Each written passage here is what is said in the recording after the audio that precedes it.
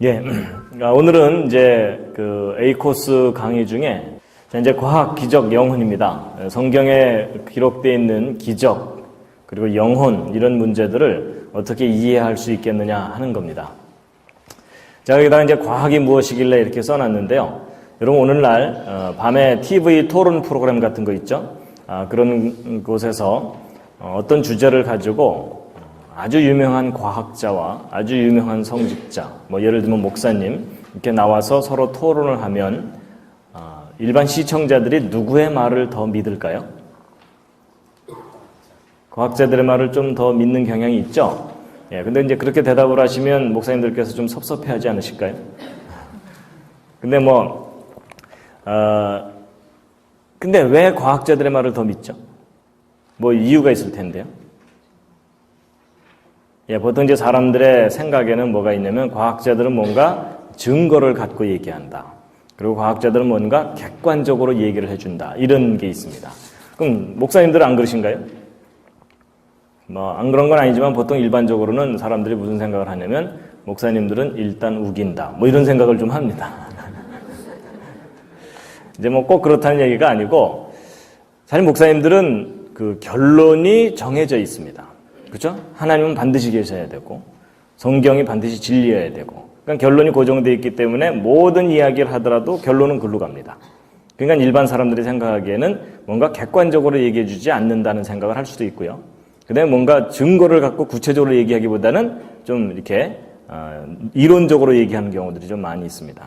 하여튼 이제 그런데 반드시 그렇다는 얘기가 아닙니다. 이제 일반 사람들의 생각 속에 그런 것이 자리 잡고 있다는 얘기죠. 근데 이제 그런 만큼 오늘날 과학자들이 사람들의 믿음에 상당한 영향을 주고 있습니다. 그래서 과학자들이 뭔가 한마디 하면 사람들은 별로 의심하지 않고 믿는 경향이 있습니다. 최근에 좀 불미스러운 사건이 있어갖고 과학자들의 신뢰가 좀 떨어지긴 했지만 그럼에도 불구하고 기본 신뢰가 있거든요. 근데 그걸 잘 생각해 보면요. 어찌 보면 과학 분야에 관한 하는 과학자들이 성직자입니다. 그렇죠. 과학에 관한 얘기는 과학자들의 말을 믿게 되잖아요. 그러니까 옛날에는 성직자가 모든 것을 다 이렇게 많이 해결해 주었는데 오늘날은 그게 거의 불가능합니다. 각 전문 영역마다 그 분야의 전문가가 그 부분에 관한 믿음에 대해서 책임을 져야 되고 뭐 이러는 거죠. 그래서 각 분야의 전문가가 성직자입니다. 동의하십니까? 예, 그렇습니다.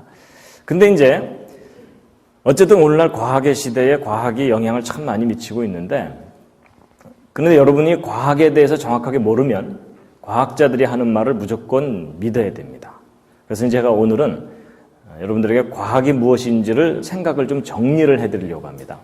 그래서 그 과학에 대한 생각을 잘 정리하고 계시면 이제 쉽게 휘둘리지를 않습니다. 그래서 오늘 강의를 잘 들으시면요, 여러분이 웬만한 과학자들보다도 훨씬 바른 판단을 할 수도 있습니다. 별로 안 믿어지시는 얼굴들이지만 그러실 수가 있습니다. 여러분 이제 예를 들어 뭐 창조론, 진화론 이런 얘기를 할 때도 여러분 이 둘 중에 어느 쪽을 믿으십니까? 당연히 창조 믿으시겠죠? 여기 오신 분들은 대부분. 그런데 이제 믿느냐 안 믿느냐 문제보다도 더 중요한 게 뭐냐면 어느 쪽이 옳으냐 하는 겁니다. 그렇죠? 예, 여러분 옳지 않은 것도 자기가 믿을 수가 있어요. 근데 이제 정말 우리가 믿어야 되는 건 옳은 걸 믿어야 됩니다. 그렇죠? 예, 그래서 이제 보통 어느 쪽이 옳으냐라는 것을 이야기할 때 과학적 합리성을 많이 따집니다. 어느 쪽이 더 과학적이냐 하는 거죠. 그래서 이제 과학이라는 기준을 가지고 교과서의 진화론과 성경의 창조론 둘 중에 어느 쪽이 더 과학적이고 옳겠느냐 할 때 보통 일반 사람들은 왼쪽으로 기울어질 거라고 많이 생각합니다. 그렇죠? 예. 심지어 기독교인들조차도 성경이 더 과학적이다 이렇게 생각하지 못하는 경향이 있습니다. 그래서 믿음과 과학은 서로 좀 관계가 없을 거다 내지는 서로 반대가 될 거다 심지어 그렇게 생각하기도 합니다. 근데 이제 현실은요. 교육계든 과학계든 진화론만 인정하는 분위기입니다. 그렇죠? 이런 와중에 성경의 창조가 더 과학적이다 이렇게 주장하는 과학자는 사이비 과학자 취급을 받습니다. 맞죠? 근데 여러분들은 지금 안타깝게도 지금 계속 누구한테 강의를 듣고 계시는 겁니까?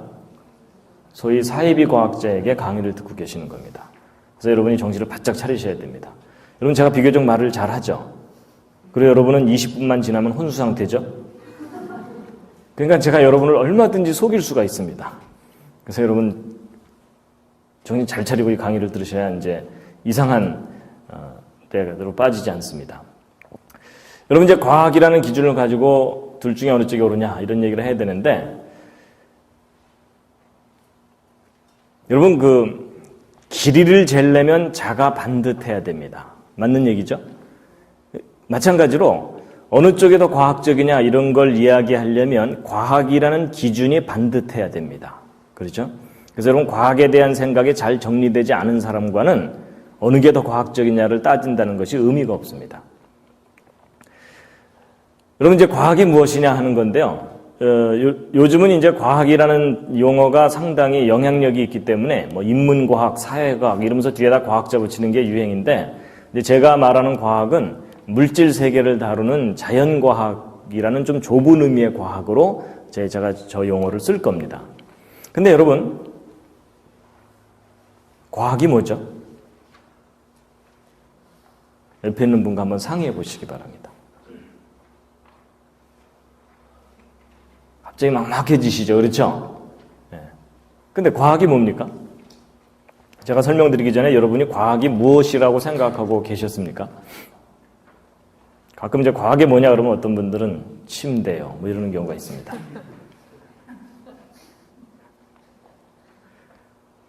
근데 잘 대답하기 쉽지 않으시죠? 예, 뭐 아인슈타인을 만나서 과학이 뭐냐 이렇게 물어봐도 이게 쉽게 대답하기가 어렵습니다. 여러분 과학이 뭐냐고 물어보는 건 사과가 뭐냐고 물어보는 걸 대답하는 것과 비슷합니다. 여러분 사람이 무언가를 인식할 때 종합적 인식이 있고 분석적 인식이 있습니다.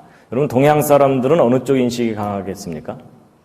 종합적 인식이요. 그렇죠? 이게 뭐냐면 전체를 한꺼번에 파악하려는 경향이고 그 다음에 분석적 인식은 좀 나누어서 생각해 보는 거거든요. 그래서 보통 사과가 뭐냐 이렇게 물어보면 사람들 대답 쉽게 못합니다. 아 그거 아니야 그거 이렇게 대답합니다. 근데 이제 사과가 뭐냐는 것을 분석적으로 이제 인식을 한다는 건 이런 겁니다. 둥글고 빨갛고 맛이 시고 뭐 이런 거 있죠. 하나하나 이렇게 나눠서 얘기하는 걸 이렇게 듣다 보면 아 사과란 대략 이런 거겠구나라고 떠오르죠. 제가 이제 이런 말씀을 드리는 이유가 과학이 뭐냐 이렇게 물어봤을 때 여러분이 선뜻 대답을 못하는 이유가 이 종합적 인식에 익숙해져 있어서 그렇습니다. 분석적 인식으로 좀 따져보면 과학이 뭐냐에 대해서 대답을 이제 하실 수가 있습니다. 그래서 하나하나 생각해보면요. 과학은 누가 하는 거냐? 누가 하는 거죠? 예, 사람들이 하는 겁니다. 그렇죠? 요즘 우리 집 개가 논문 쓰느라고 바빠. 이런 얘기 안 하잖아요. 그렇죠?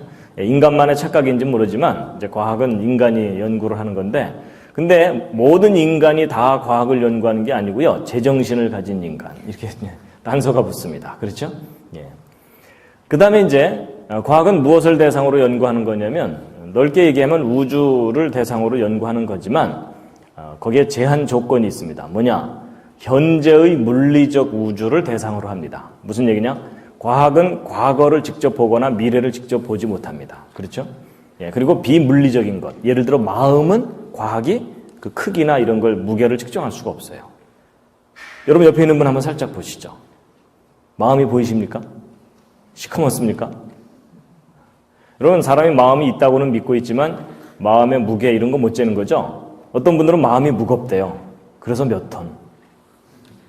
그렇죠? 예, 그러니까 그 마음은 물리적으로 측정할 수가 없기 때문에 과학의 대상이 아닙니다. 그 다음에 이제 이 인간이 현재의 물리적 우주를 어떻게 하는 거냐? 좀 쉽게 얘기하면 잘 이해하고 잘 다스리는 겁니다. 근데 이 말 속에 다 포함되어 있는데 이건 좀 표현이 막연하니까 좀 구체적으로 얘기하면 잘 이해하고 잘 다스리는 방법이 과학적 연구 방법입니다. 그래서 이 과학적 연구 방법으로 훈련받은 사람들을 뭐라 그러겠습니까? 과학자 이렇게 얘기하는 겁니다. 그죠? 예, 음악으로 훈련받은 사람은 음악가 이렇게 얘기하죠. 예. 특별히 음악 중에서도 피아노를 훈련받은 사람은 피아니스트 뭐 이렇게 되는 거겠죠. 그래서 여러분 과학을 알려면 이제 뭘 알아야 되냐면 과학적 연구 방법이라는 걸 알아야 됩니다. 그래서 이제 이 과학적 연구 방법을 정리를 해드리면 4단계로 나눠서 생각하시면 됩니다. 첫 번째 단계가 관찰입니다. 여러분 과학은 관찰을 하는 것으로부터 출발을 합니다. 관찰을 잘해야 됩니다. 그 다음에 이제 이런 사람이 무언가를 관찰하고 난 다음에는 생각을 하게 돼 있습니다. 이제 두 번째 단계가 생각입니다. 근데 이렇게만 설명드리면 좀 이해하기가 좀 쉽지 않으시니까 제가 이해를 돕기 위해서 최선을 다해서 그린 첫 번째 작품입니다. 제 나름대로 최선을 다한 겁니다. 여러분 제가 무슨 법칙을 설명하려는 거겠습니까? 예, 만유인력의 법칙이라고 알아들으시는 걸로 보아서 제가 그림을 꽤 잘 그린 것 같습니다. 근데 여러분 사과나무에서 사과가 떨어지는 걸 보면서 뉴턴이 만유인력의 법칙을 발견했다. 뭐 이런 얘기는 널리 알려져 있죠? 자, 그럼 이제 이걸 보시면서 이제 과학적 연구 방법을 생각하시면 되는데요. 첫 번째 단계가 뭐라 그랬죠? 관찰이라 그랬죠. 예, 그래서 이제 이게 떨어지는 걸 관찰을 했어요. 자, 두 번째 단계가 뭐라 그랬죠? 생각이라 그랬죠? 자, 그런데 이제 이 두 번째 단계인 생각이 참 중요합니다. 여러분, 보통 사람들은 이거 떨어지는 걸 보면 무슨 생각을 할까요? 먼저 가서 주워 먹어야지. 이 생각이 강하게 드시는 분들은 가능한 한 과학계로 오지 마시기 바랍니다. 괜히 와서 속썩이지 마시고 딴 데 가서 열심히 좀 살아주시기 바랍니다. 예, 하나라도 내다 팔아야 되겠다. 장사하시고 경제 쪽으로 가시면 됩니다. 네, 노래가 나온다, 음악 하시면 되고요. 예, 그림이 그리고 싶다, 미술 하시면 됩니다. 이런 과학자들은 이거 떨어지는 걸 보면 무슨 생각을 하는 걸까요? 저게 왜 떨어질까? 바로 이제 그 생각을 해야 됩니다. 바로 그 왜라는 게 참 중요합니다. 그 왜라는 것을 왜 생각하냐면요. 이것 때문입니다. 인과율이라는 것 때문입니다. 인과율이 뭐냐면 어떤 결과에는 반드시 원인이 있다. 이겁니다. 지금 강의 시작하자마자 기절하시는 분 분명히 원인이 있습니다. 그렇죠? 네, 어제 하루 종일이 너무 피곤했거나 뭐 이런 겁니다. 그래서 여러분 이 인과율은 과학을 연구하는 가장 기본적인 믿음입니다. 네. 여러분 원인과 결과가 없으면 과학적 연구를 할 수가 없어요. 그래서 여러분 과학이라는 말을 다른 말로 바꾼다고 할 때 가장 적합한 말이 저 인과율입니다. 그래서 그 사람 참 과학적이다라는 말은 그 사람 원인과 결과를 참 분명하게 하려는 사람이다. 그 얘기입니다. 그렇죠? 예. 그래서 이 인과율인데요. 근데 저 인과율은 과학에서만 중요한 게 아니고요. 사실 여러분들의 모든 삶에 있어서 중요합니다. 그렇죠? 지금 만약에 자기가 장사를 해서 지금 돈을 버시는 분은 돈이 잘 벌리면 잘 벌리는 원인이 있고 안 벌리면 안 벌리는 원인이 있잖아요. 그렇죠? 그래서 그 원인과 결과의 관계를 명확하게 이제 알아내야만 문제가 잘 해결이 됩니다. 어떤 예술가가 공연을 했는데 아무도 감동을 안 하더라. 그건 문제가 있잖아요. 그렇죠? 예. 이제 그런 것처럼.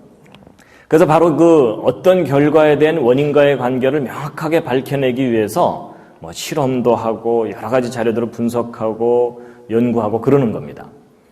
근데 이제 이렇게 열심히 이제 생각한 결과를 이제 세 번째 단계가 뭐냐면 표현입니다. 이 세 번째 단계인 표현이 참 중요합니다. 여러분 어떤 과학자가 평생 연구했는데 한마디도 안 하고 죽었다. 그럼 그 사람이 뭘 했는지 어떻게 알겠어요? 그렇죠?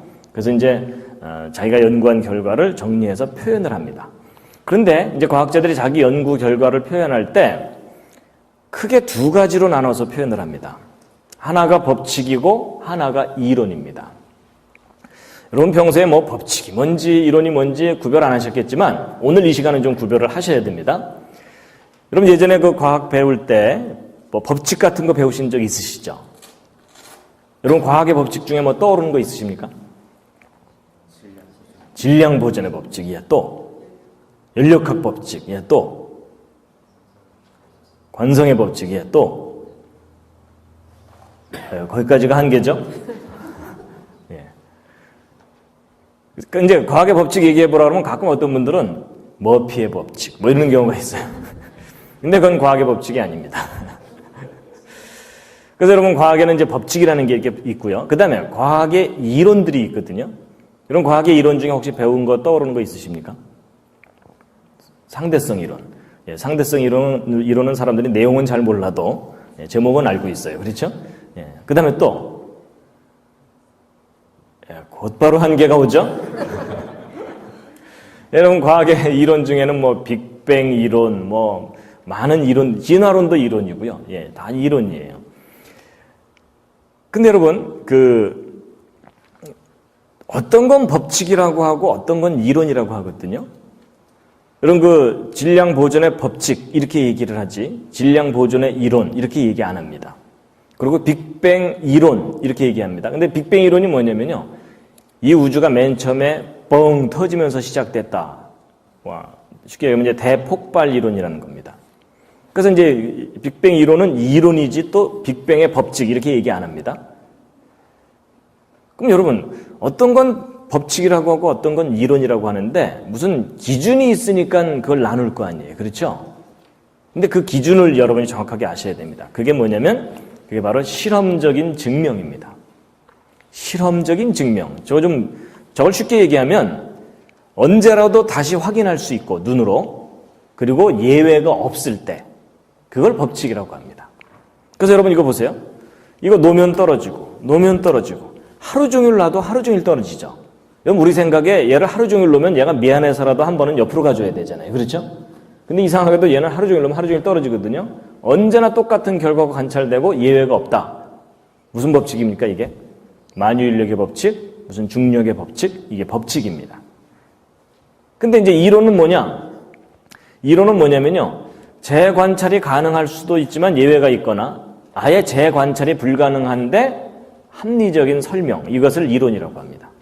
그래서 여러분 예를 들어 빅뱅 이론이 이 우주가 맨 처음에 뻥 터지면서 시작됐다는 이론이거든요. 근데 여러분 그 이론의 제일 큰 약점이 뭘까요? 뭐겠습니까?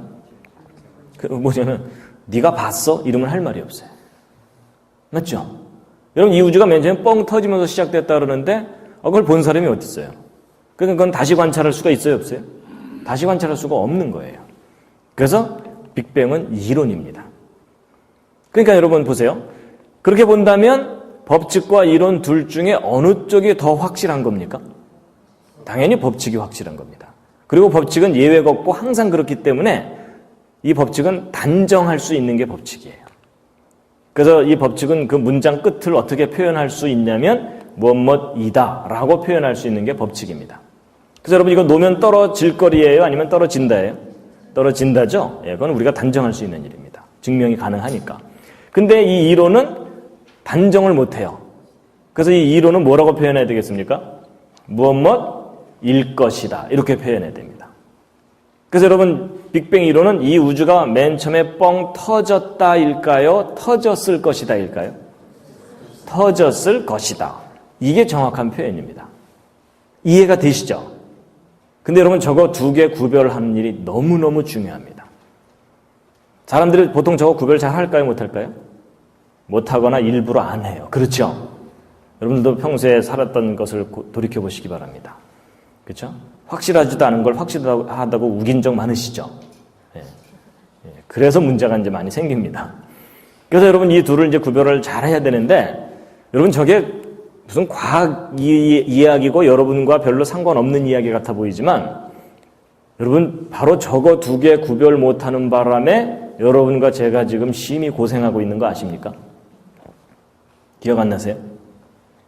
여러분 인간이 타락하게 됐을 때 제일 처음 그 하와가 저거 두 개 헷갈린 겁니다.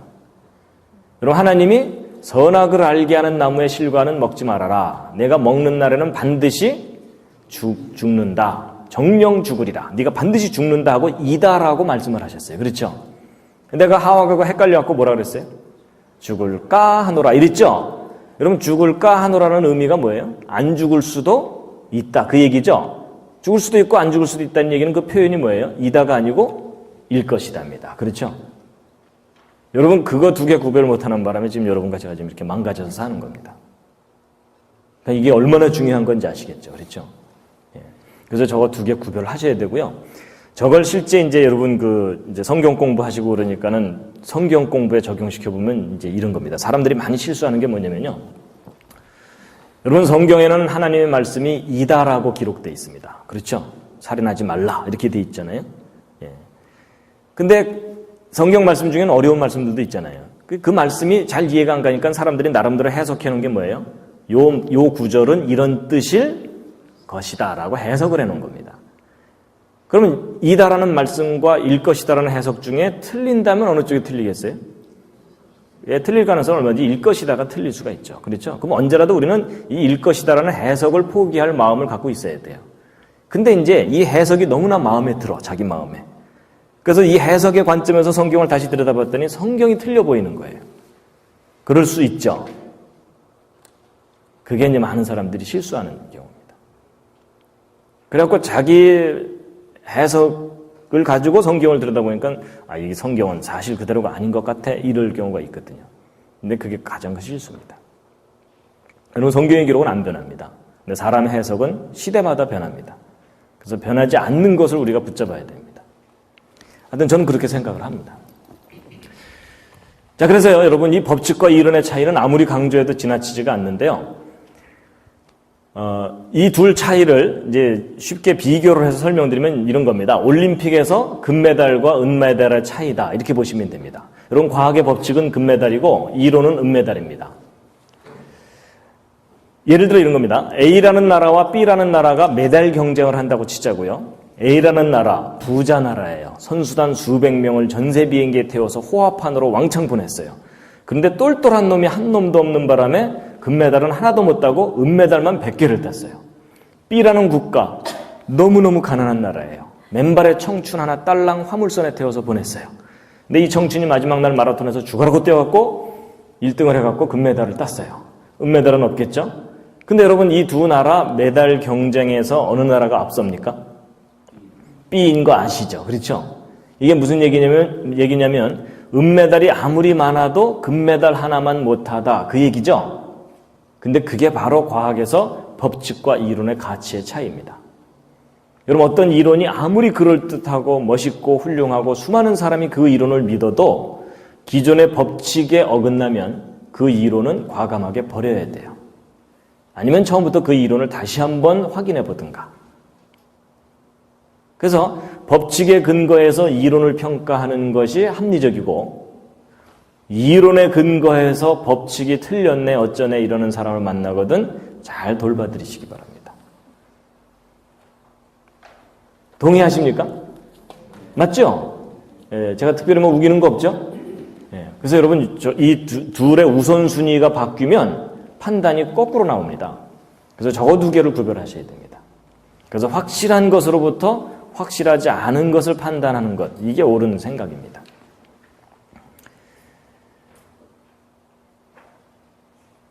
자, 그 다음에 이제 바로 과학자들이 이렇게 이론과 법칙을 이제 표현한 후에 그런 것들을 잘 응용해서 이제 이런 모든 새로운 것들을 개발해내는 겁니다.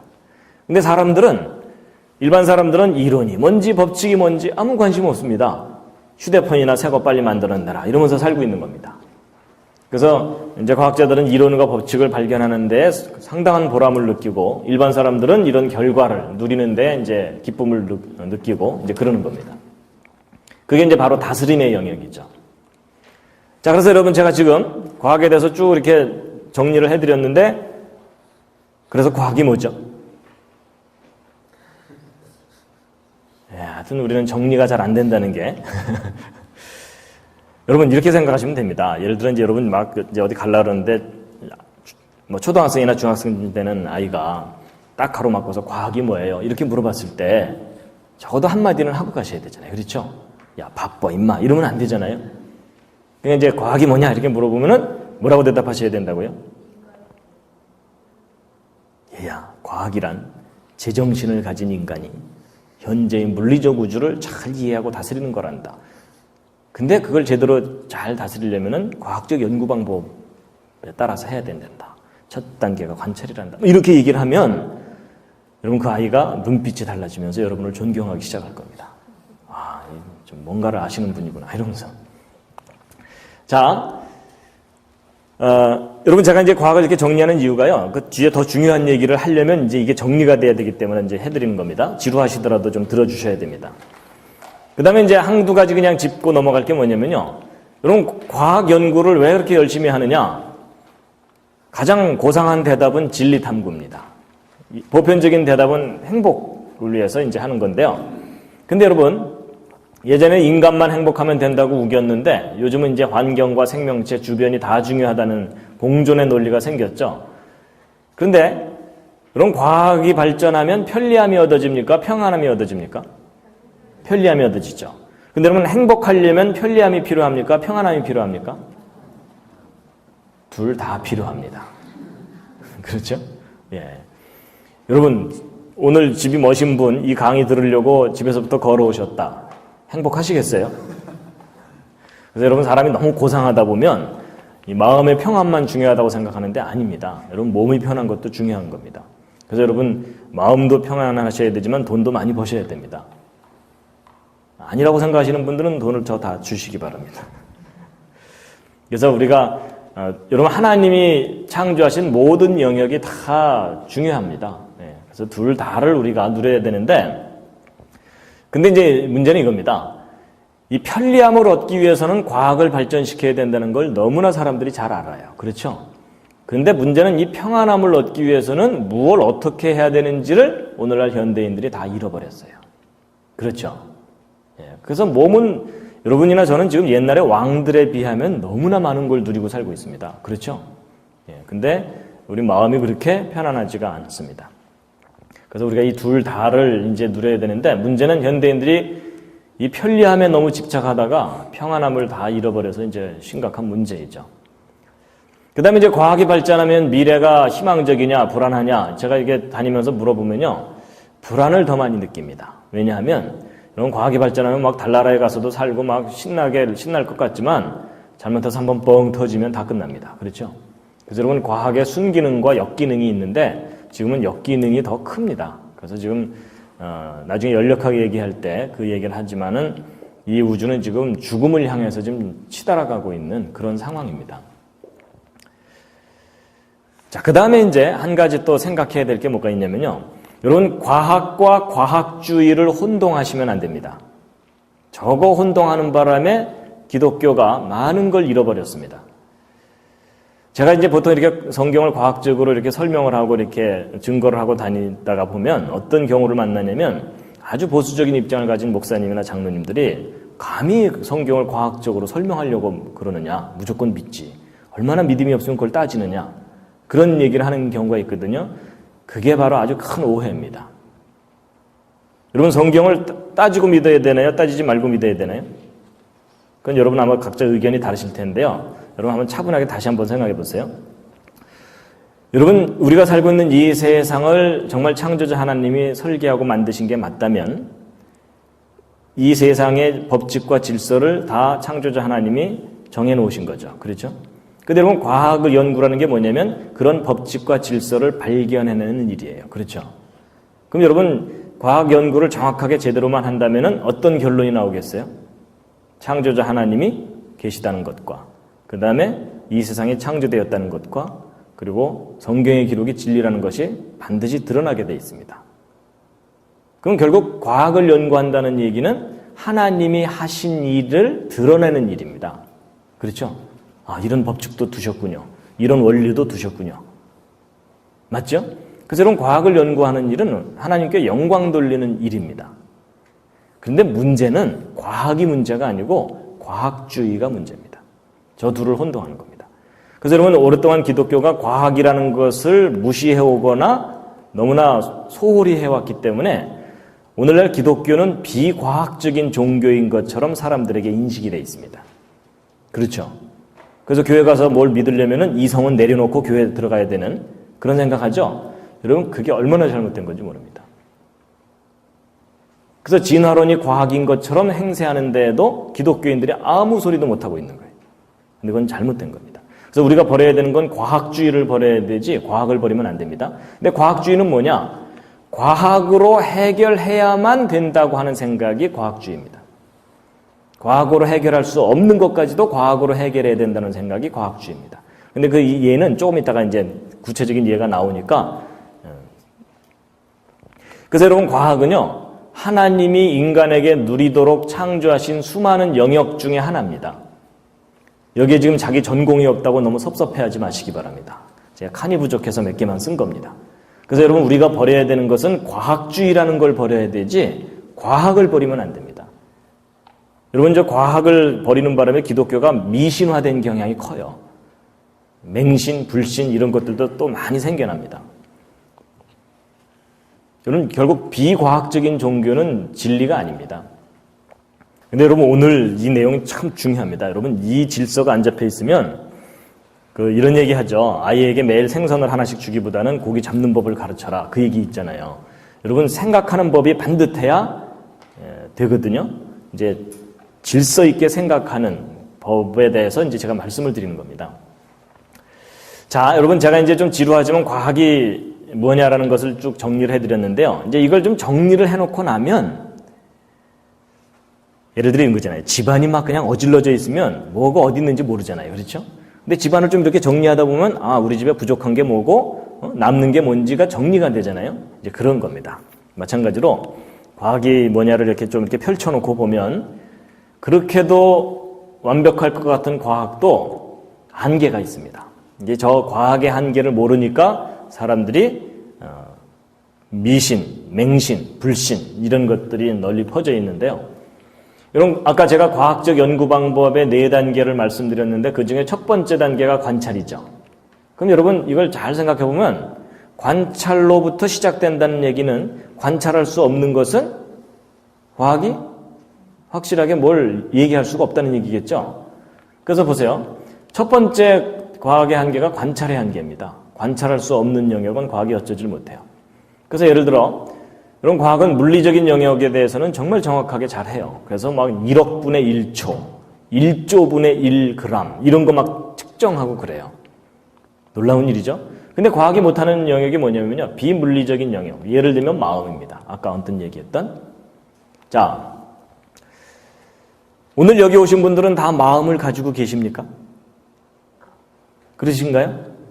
예, 좋아요. 마음을 가지고 계신다고 하시니까. 혹시 마음이 없으신 분 계십니까? 마음이 없는 분은 안 계시죠? 좋아요. 자, 다 마음을 갖고 계시다고 우기니까. 그럼 여러분 마음이 여러분 몸 안에 있습니까? 몸 바깥에 있습니까? 몸 안에 있는 것 같으시죠? 좋아요. 뭐 그렇게 큰 몸도 아니니까 그러면 각자 자기 마음이 있는 곳을 한번 가리켜 보시죠. 지금 여기 지금 뭐 옮겨 다니나요? 마음이? 아니 그렇게 막연하게 얘기하지 말고요. 구체적으로 정확하게 어디? 심장 옆에 몇 센치? 마음 있으신가요? 정말이요? 어디요? 이 안에? 그러니까 안에 구체적으로 어디? 혹시 없는데 우기시는 건 아닌가요? 근데 여러분 사실은 제 질문이 틀렸습니다.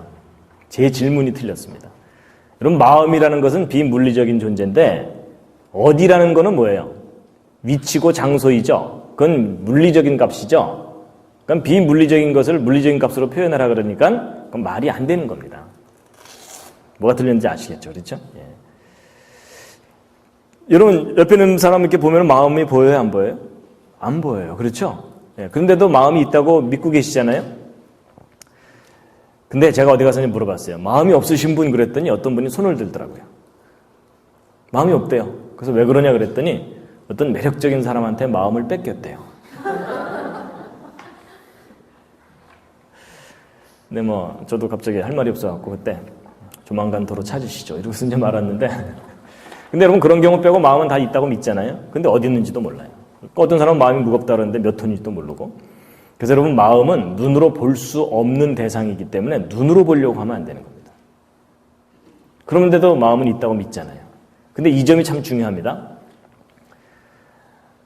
내가 눈으로 볼 수 있는 것만 존재하겠다라고 생각하는 게 그게 과학주의입니다. 그게 과학주의입니다. 그래서 그 대표적인 예가 그거예요. 사람들한테 하나님을 믿으십시오. 신을 믿으십시오. 그러면은 사람들의 일차적인 반응이 뭐예요? 보여줘봐, 믿게. 이러죠? 보여줘봐, 믿게. 라고 반응하는 그 대답이 바로 과학주의입니다. 그 사람은 생각이 뭐예요? 내가 눈으로 볼 수 있는 것만 존재한다고 인정하겠다라는 생각이잖아요. 그렇죠? 근데 그게 틀린 생각입니다. 눈으로 볼 수 없는 영역이 분명히 있는데 그 중에 한 예가 마음이에요. 그래서 눈으로 볼 수 없는 영역이 있다는 걸 우리가 분명하게 알아야 됩니다. 그래서 마음은요, 과학이 직접 다루지를 않고 심리학이라는 영역에서 따로 다룹니다. 그렇죠? 과학이 그 심리학에 도움을 좀 줄 뿐이에요. 그래서 마음 말고도 정신이라든지 영혼, 이런 것들도 비슷한 개념들이죠. 예. 근데 영혼은 좀 더 어려워요. 제가 이제 물어보면 마음이 없다고 생각하는 사람은 다 없는데 제가 어디 가서 영혼이 없다고 생각하시는 분 그러면 손 드는 사람들이 꽤 있습니다. 그건 영혼이 없어서가 아니고 자기의 영혼을 자기가 인식을 못하는 거예요. 근데 여러분 제가 이제 나중에 좀 이따가 옆에 있는 분 마음을 읽고 영혼을 읽는 방법을 가르쳐 드릴게요. 갑자기 두려우시죠? 그렇죠? 내 마음이 보일까봐. 근데 그 정확하게 그 방법을 알면 읽을 수가 있습니다. 자, 그 다음에 이제 과학의 또 다른 한계가 뭐냐면요. 아까 제가 실험적으로 증명이 돼야만 이다라고 단정할 수 있다 그랬죠. 그럼 과학의 또 다른 한계는 모든 것을 다 단정하지 못하는 한계가 있어요. 증명 못하는 것은 단정을 못하고 일 것이다라고 밖에 표현을 못하는 겁니다. 그래서 이제 여러분 증명을 한다는 얘기는 다시 관찰할 수 있어야 된다는 얘기인데 다시 관찰할 수 없는 딱 한 번밖에 일어나지 않는 사건들은 증명을 못하게 돼 있습니다. 그래서 그 딱 한 번밖에 일어나지 않는 사건이 연속적으로 쭉 이어지는 걸 우리가 역사라고 얘기합니다. 그래서 역사는 증명할 수가 없어요. 다시 확인할 수가 없으니까. 예를 들어 이제 이런 겁니다. 여러분 거북선을 누가 만들었죠? 이순신 장군의 부하들이. 그렇죠? 그분이 직접 대패질 하셨겠어요? 근데 이제 우리는 이제 대표성을 갖고 이순신 장군이 거북선을 만들었다 이렇게 얘기하는데, 근데 여러분 이순신 장군이 거북선을 만들었다는 걸 여러분이 어떻게 이렇게 확신을 하세요? 직접 보셨어요? 아니죠? 그럼 여러분이 그걸 어떻게 해요? 결국 잘 생각해 보면 역사의 기록을 믿는 겁니다. 그렇죠? 여러분 역사는 기록에 대한 믿음이지 사실을 직접 눈으로 확인하는 게 아니에요. 역사는 거대한 믿음의 영역입니다. 근데 이제 한국에서 살면서 이순신 장군이 거북선 안 만들었을 걸 이러고 돌아다니면 돌 맞아요. 그렇죠? 네. 그런데 예를 들면 이런 게 있어요. 여러분 그 삼국시대, 그 우리나라 역사 중에 고구려 백제신라 삼국시대라는 거 배우셨잖아요. 보통 삼국시대가 이 한반도와 만주 땅에 걸쳐서 있었다 이렇게 배우셨죠? 근데 얼마 전부터 제야 사학자들과 일부 학자들이 이건 일제시대 때 왜곡된 거다. 우리의 진짜 삼국시대는 이런 게 아니었다. 우리 진짜 삼국시대는 이런 상태였다는 거예요. 심히 마음에 드시죠? 그래서 여러분 이 중국 본토가 백제의 주무대였고 그 다음에 만주, 한반도 해서 이 넓은 영역이 우리 진짜 삼국시대였다는 거예요. 근데 일제시대 때 그냥 우리 역사하고 중국 역사를 몽땅 다 왜곡시켜 있는 바람에 우리가 이렇게 오그라들었다. 이렇게 된 거예요. 아마 이 오른쪽 이야기 처음 들으시는 분들은 기분은 좋은데 황당하다. 이런 생각 드실 거예요. 그렇죠? 네. 근데 여러분 어쨌든 이 둘 중에 어느 쪽이 우리 진짜 역사입니까? 지금 여러분의 심정으로는 오른쪽입니다. 그렇죠? 근데 여러분이 그동안 배운 지식으로는 왼쪽이죠? 근데 정말 어느 게 우리 역사예요? 그건 아무도 확인할 수가 없어요. 여러분, 이 오른쪽 이야기 황당해 보이지만요. 저걸 주장하는 사람들이 아주 구체적인 근거들을 제시를 하거든요. 근데 그렇게 읽다 보면은, 정말 그랬겠네. 이런 생각이 들어요. 결국 무슨 얘기냐면, 오른쪽을 주장하는 사람은 오른쪽에 대한 근거를 갖고 믿는 거고요. 왼쪽을 주장하는 사람들은 왼쪽에 대한 근거를 갖고 믿는 겁니다. 결국 둘 다 뭐예요? 믿음의 대상입니다. 그렇죠?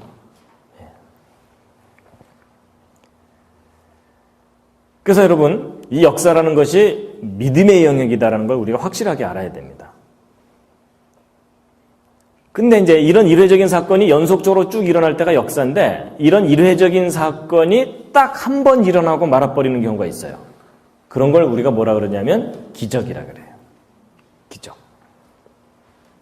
여러분 진짜 기적은 증명할 수 없습니다. 그걸 여러분이 분명하게 아셔야 됩니다. 여러분 제가 만약에 예수님이 행하신 그 기적이 진짜 기적이라면 제가 증명할 수 있어요? 없어요? 없어요. 제가 만약에 예수님의 기적을 증명을 한다. 그럼 그건 더 이상 기적이에요? 아니에요? 그건 기적이 아닙니다. 그래서 여러분 진정한 의미의 기적은 증명할 수 없는 게 기적이에요. 그렇죠? 예. 그래서 기적 증명해봐 이러는 분들을 만나거든 또 잘 돌봐드려야 됩니다. 기적이 정확하게 뭔지를 모르는 분이 이제 그런 얘기를 하는 겁니다. 그런 이제 기적이라고 무조건 다 믿어야 되느냐? 그건 아니에요. 가짜 기적도 있고 이런 마술사들이 하는 것은 그건 진짜 기적이 아닙니다.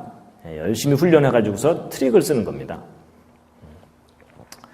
자, 그런데 이제 우리가 기적에 대해서 이제 오해하고 있는 부분이 하나 있어서 그걸 이제 말씀드릴 텐데요. 여러분 보통 뭐 성경을 보면 예수님이 물을 걸어가시고 물로 포도주를 만드시고 이런 내용 나오잖아요. 근데 그런 기적은 과학적인 현상입니까? 비과학적인 현상입니까? 비과학적이다. 그렇게 알고 계시죠? 그 다음에 합리적입니까? 비합리적입니까? 비합리적이고 비논리적인 것이다 라고 생각하시죠? 그래서 여러분이 성경의 그 기적을 정확하게 이해를 못하실 수가 있습니다. 여러분 기적 중에도 과학적이고 합리적이고 논리적인 기적이 있을 수가 있습니다. 제가 그것을 설명드리기 위해서 최선을 다해서 그린 두 번째 작품입니다. 이번엔 좀 훨씬 괜찮아졌습니다. 훨씬 세련되졌죠? 예. 제목은 개미와 바퀴벌레와 메뚜기입니다. 그럼 제가 개미, 바퀴벌레, 메뚜기를 나름대로 그린 건데요. 여러분 차원 이야기를 좀 하려고 합니다. 여러분 수학에서 차원 얘기 하잖아요. 1차원, 2차원, 3차원 얘기하는데 여러분 직선은 몇 차원이죠? 이게 1차원입니다. 선은, 면은, 평면은 2차원, 그 다음에 공간은 3차원. 예, 그것만 하시면 이제 다 이해하실 수 있습니다. 자, 이 개미 1차원을 사는 존재, 바퀴벌레 2차원을 사는 존재, 메뚜기 3차원을 사는 존재라고 가정해 보자고요. 자, 이 개미, 이 직선을 따라서만 평생 살고 이 직선 바깥에 뭐가 있다는 걸 몰라요. 1차원이죠? 그 다음에 바퀴벌레, 방바닥만 돌아다니다 끝나요. 공간이 있다는 걸 몰라요. 예. 그 다음에 이제 메뚜기, 펄쩍펄쩍 뛰면서 3차원을 자유롭게 살아요. 그렇다고 하자고요. 예. 자, 이 개미 무신론 개미입니다. 신은 없다. 그러면서 자기 나름대로 아주 과학적이라고 자부하는 개미예요. 그래갖고 교회 다니는 다른 개미들을 핍박하면서 니들은 마음이 약해서 자꾸 신이 있다 그러는데 그런 건 없어. 이러면서 이제 살고 있던 개미입니다. 근데 이 개미가 룰루랄라 잘 살고 있었는데 어느 날 뜻하지 않은 사건이 일어났어요. 바퀴벌레 한 마리가 자기 앞을 쓱 지나간 거예요. 이 개미가 놀랬겠어요? 안 놀랬겠어요? 놀랬어요. 왜냐하면 뭔가가 자기 차 안으로 쑥 들어왔다가 사라졌잖아요. 그렇죠? 근데 이 개미는 이제 워낙 이성이 강했기 때문에 내가 어떻게 잠을 잘못 자서 헛걸봤는가 보다. 이러고서 그냥 지나가 버렸어요. 근데 이 바퀴벌레가 한 번만 지나갔으면 별일 없었을 텐데 며칠 후에 또 한 번 앞으로 지나간 거예요. 여러분 이 개미가 진짜 놀랬겠어요? 안 놀랬겠어요? 이번엔 진짜 놀랐어요. 왜냐하면 자기가 한 번 본 거면 잘못 본 건데 두 번이나 계속 봤기 때문에 지난번 본 게 잘못 본 게 아니에요. 그렇죠? 그래서 이 개미가 가만 생각해 봤더니 자기가 지금 기적을 본 거예요. 왜냐하면 여러분 이 개미는 A 지점에 존재하다가 B 지점으로 이동하려면 이 중간을 지나가야만 되죠. 근데 제3의 어떤 존재가 나타나가지고서 A 지점에 나타났다가 중간에서 전혀 관찰되지 않다가 B 지점에서 다시 나타났죠. 개미한테는 이게 가능해요? 불가능해요? 불가능해요. 근데 이 바퀴벌레가 그걸 했잖아요. 자기가 지금 뭘 본 거예요? 기적을 본 거예요. 이 개미가 너무너무 놀라갖고 이런 기적을 일으킬 수 있는 분은 누구다? 신이다. 그래가지고 이 개미가 드디어 자기가 신을 만났다고 생각한 거예요. 그래갖고 이 개미가 두 번째 바퀴벌레가 나타난 날 방탕했던 과거를 청산하고 신앙을 가진 개미가 된 거예요. 그래서 신은 존재한다. 내가 만났다. 이러면서 그 다음부터 막 전도를 다니면서 다 다른 개미들을 막 전도를 한 거예요. 그래갖고 이 개미가 점점 그 신앙이 경건해지면서 그 신앙이 발전을 했는데 무슨 신앙으로까지 발전했을까요? 재림신앙으로 발전한 거예요. 언젠간 다시 오실 거다. 이러면서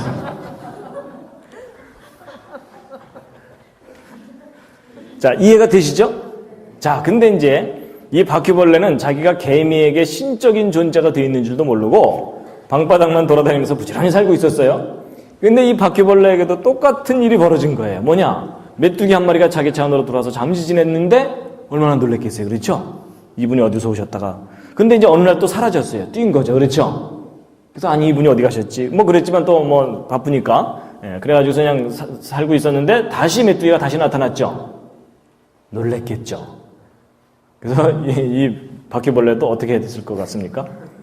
방탕했던 과거를 청산하고 이 메뚜기를 신으로 모시고 잠시 가르침을 주시옵소서 이러면서 살다가 또 뛴 거예요. 그래갖고 이 바퀴벌레도 그 신앙이 점점 발전해서 무슨 신앙으로 발전했다고요? 재림신앙으로 발전한 거예요. 그분이 다시 오셔서 우리를 구원하실 거다 이러면서. 자, 여러분 일단 상황 다 이해하셨죠? 자, 이제 정리를 해보면요.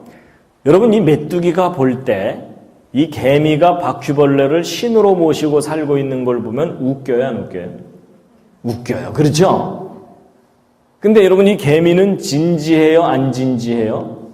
여러분 진지하다 못해 엄숙해요. 그렇죠? 감히 그분의 이름을 함부로 부르지 말아라 이러면서. 여러분 이 메뚜기가 볼 때는 이 모든 상황은 다 당연한 일이고 자기 과학적으로 다 증명하고 설명할 수 있는 내용들이에요. 그런데 이 개미는 이 모든 일들을 다 증명할 수가 없고 너무나 놀라운 일들이에요. 그렇죠? 이게 무슨 얘기냐면 위 차원에서 아래 차원을 보면 당연한데 아래 차원에서 위 차원의 일들을 보면은 다 기적이라는 거예요. 근데 여러분 제가 이런 설명을 드리는 이유가 여러분과 제가 이 개미나 바퀴벌레 같은 상황일 수 있다는 얘기입니다. 무슨 얘기냐면 여러분과 저는 지금 현재 몇 차원을 살고 있냐면 3차원을 살고 있어요.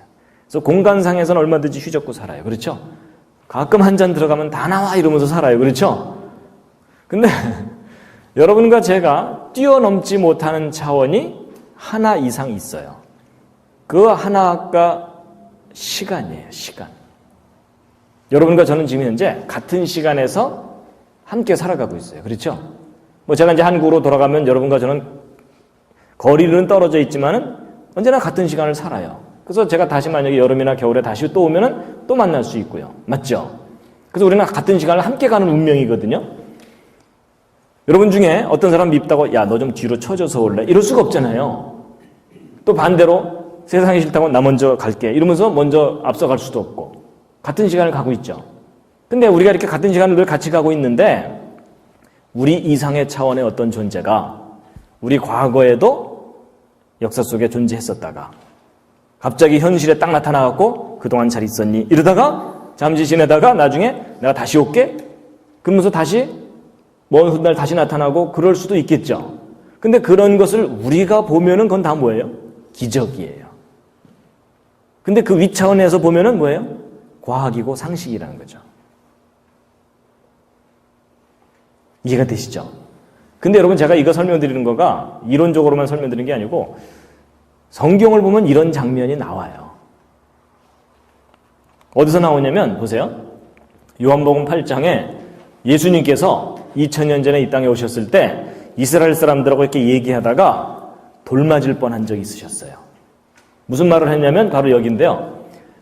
함께 한번 읽으시겠습니다. 시작. 너희 조상 아브라함은 나의 때 볼 것을 즐거워하다가 보고 기뻐하였느니라. 유대인들이 가로되 네가 아직 50도 못 되었는데 아브라함을 보았느냐. 예수께서 가라사대 진실로 진실로 너희에게 이르노니 아브라함이 나기 전부터 내가 있느니라 하시니 저희가 돌을 들어 치려 하거늘 예수께서 숨어 성전에서 나가시니라. 이해가 되십니까? 저게 뭐냐면은 예수님이 이스라엘 사람들하고 막 얘기하다가 내가 니네들 조상 아브라함, 뭐 성경은 다른 곳에 보면요 너희 조상 아브라함이 태어나기 전부터 내가 이미 존재하고 있었다 이런 얘기를 한 거예요. 근데 이스라엘 사람들이 저 예수 미쳤다 이렇게 정도 반응을 보인 게 아니고 예수님을 돌을 들어서 쳐 죽이려고 그랬던 거예요. 근데 여러분 왜 쳐 죽이려고 했을 것 같습니까? 여러분 그건 조상 모독죄에 해당됩니다. 그래도 느낌이 잘 안 오시죠? 예를 들어 누군가가 여러분한테 내가 네 할아버지 업어 키웠어 이렇게 얘기하면은 여러분 분노가 일어나시죠? 그렇죠? 그거와 똑같은 얘기를 한 겁니다. 이스라엘 사람들의 뿌리가 되는 아브라함보다도 할아버지다 이런 얘기를 하는 거니까는 저놈이 우리를 모독하네 이런 거거든요. 그 얘기예요. 근데 이스라엘 사람들이 이해를 못한 거예요. 그게 뭐냐면 여러분 예수님은 2000년 전에 오셨을 때 이게 아브라함이잖아요. 아브라함 전에 창조 때부터 존재했었다 나는. 그러다가 지금 창조 후 너희들과 함께 지금 이제 있기 위해서 잠시 온 거다. 그러다가 또 한동안 내가 안 보일 거다. 근데 마지막 때가 되면 내가 다시 이 세상을 심판하고 또 나를 믿는 자는 구원하기 위해서 올 거다. 얘기를 했어요. 근데 3차원을 살고 있는 사람들한테 이게 이해가 돼야 안 돼요? 이해가 안 돼요. 그래서 우리는 시간 속에 살고 있지만은 이 시간을 뛰어넘는 분이 이 땅에 오셨을 때 그 얘기를 하신 거라는 거예요. 그래서 이제 결국 이제 이런 겁니다. 사람들에게 천국이 있다 이렇게 얘기하면은 보여줘봐 믿게 이러잖아요. 그렇죠? 그건 과학주의적인 생각이에요. 근데 천국이 있다는 것을 저도 증명은 못해요. 그러나 제가 과학을 공부한 것을 참 하나님께 감사를 드려요. 왜냐하면 제가 이런 것을 이렇게 생각하다 보니까 우리가 살고 있는 이 차원, 그 이상의 차원이 있을 수도 있다는 논리적인 생각을 할 수가 있게 된 거예요. 그래서 이런 겁니다. 우리가 현재 살고 있는 세상 내에서 모든 걸 해결하려고 하는 사람은 그 이상의 차원을 인정하지 않습니다. 그렇죠? 그래서 그런 사람들을 뭐라 그러냐면 그 세계관이 닫혀 있다 이렇게 표현합니다. 현실만 생각하는 거죠. 근데 우리가 살고 있는 이 세상 그 이상의 세상이 있다라고 그걸 믿고 사는 사람들이 있잖아요. 그걸 뭐라 하면 열린 세계관을 갖고 산다 이렇게 표현을 합니다. 근데 여러분 기독교인들은 성경을 읽다 보면 당연히 무슨 세계관이 생기겠습니까? 열린 세계관이 생깁니다. 왜냐하면 성경이 그걸 우리에게 얘기해주고 있거든요. 그래서 여러분 이게 어느 게 옳다 그르다 얘기가 아닙니다.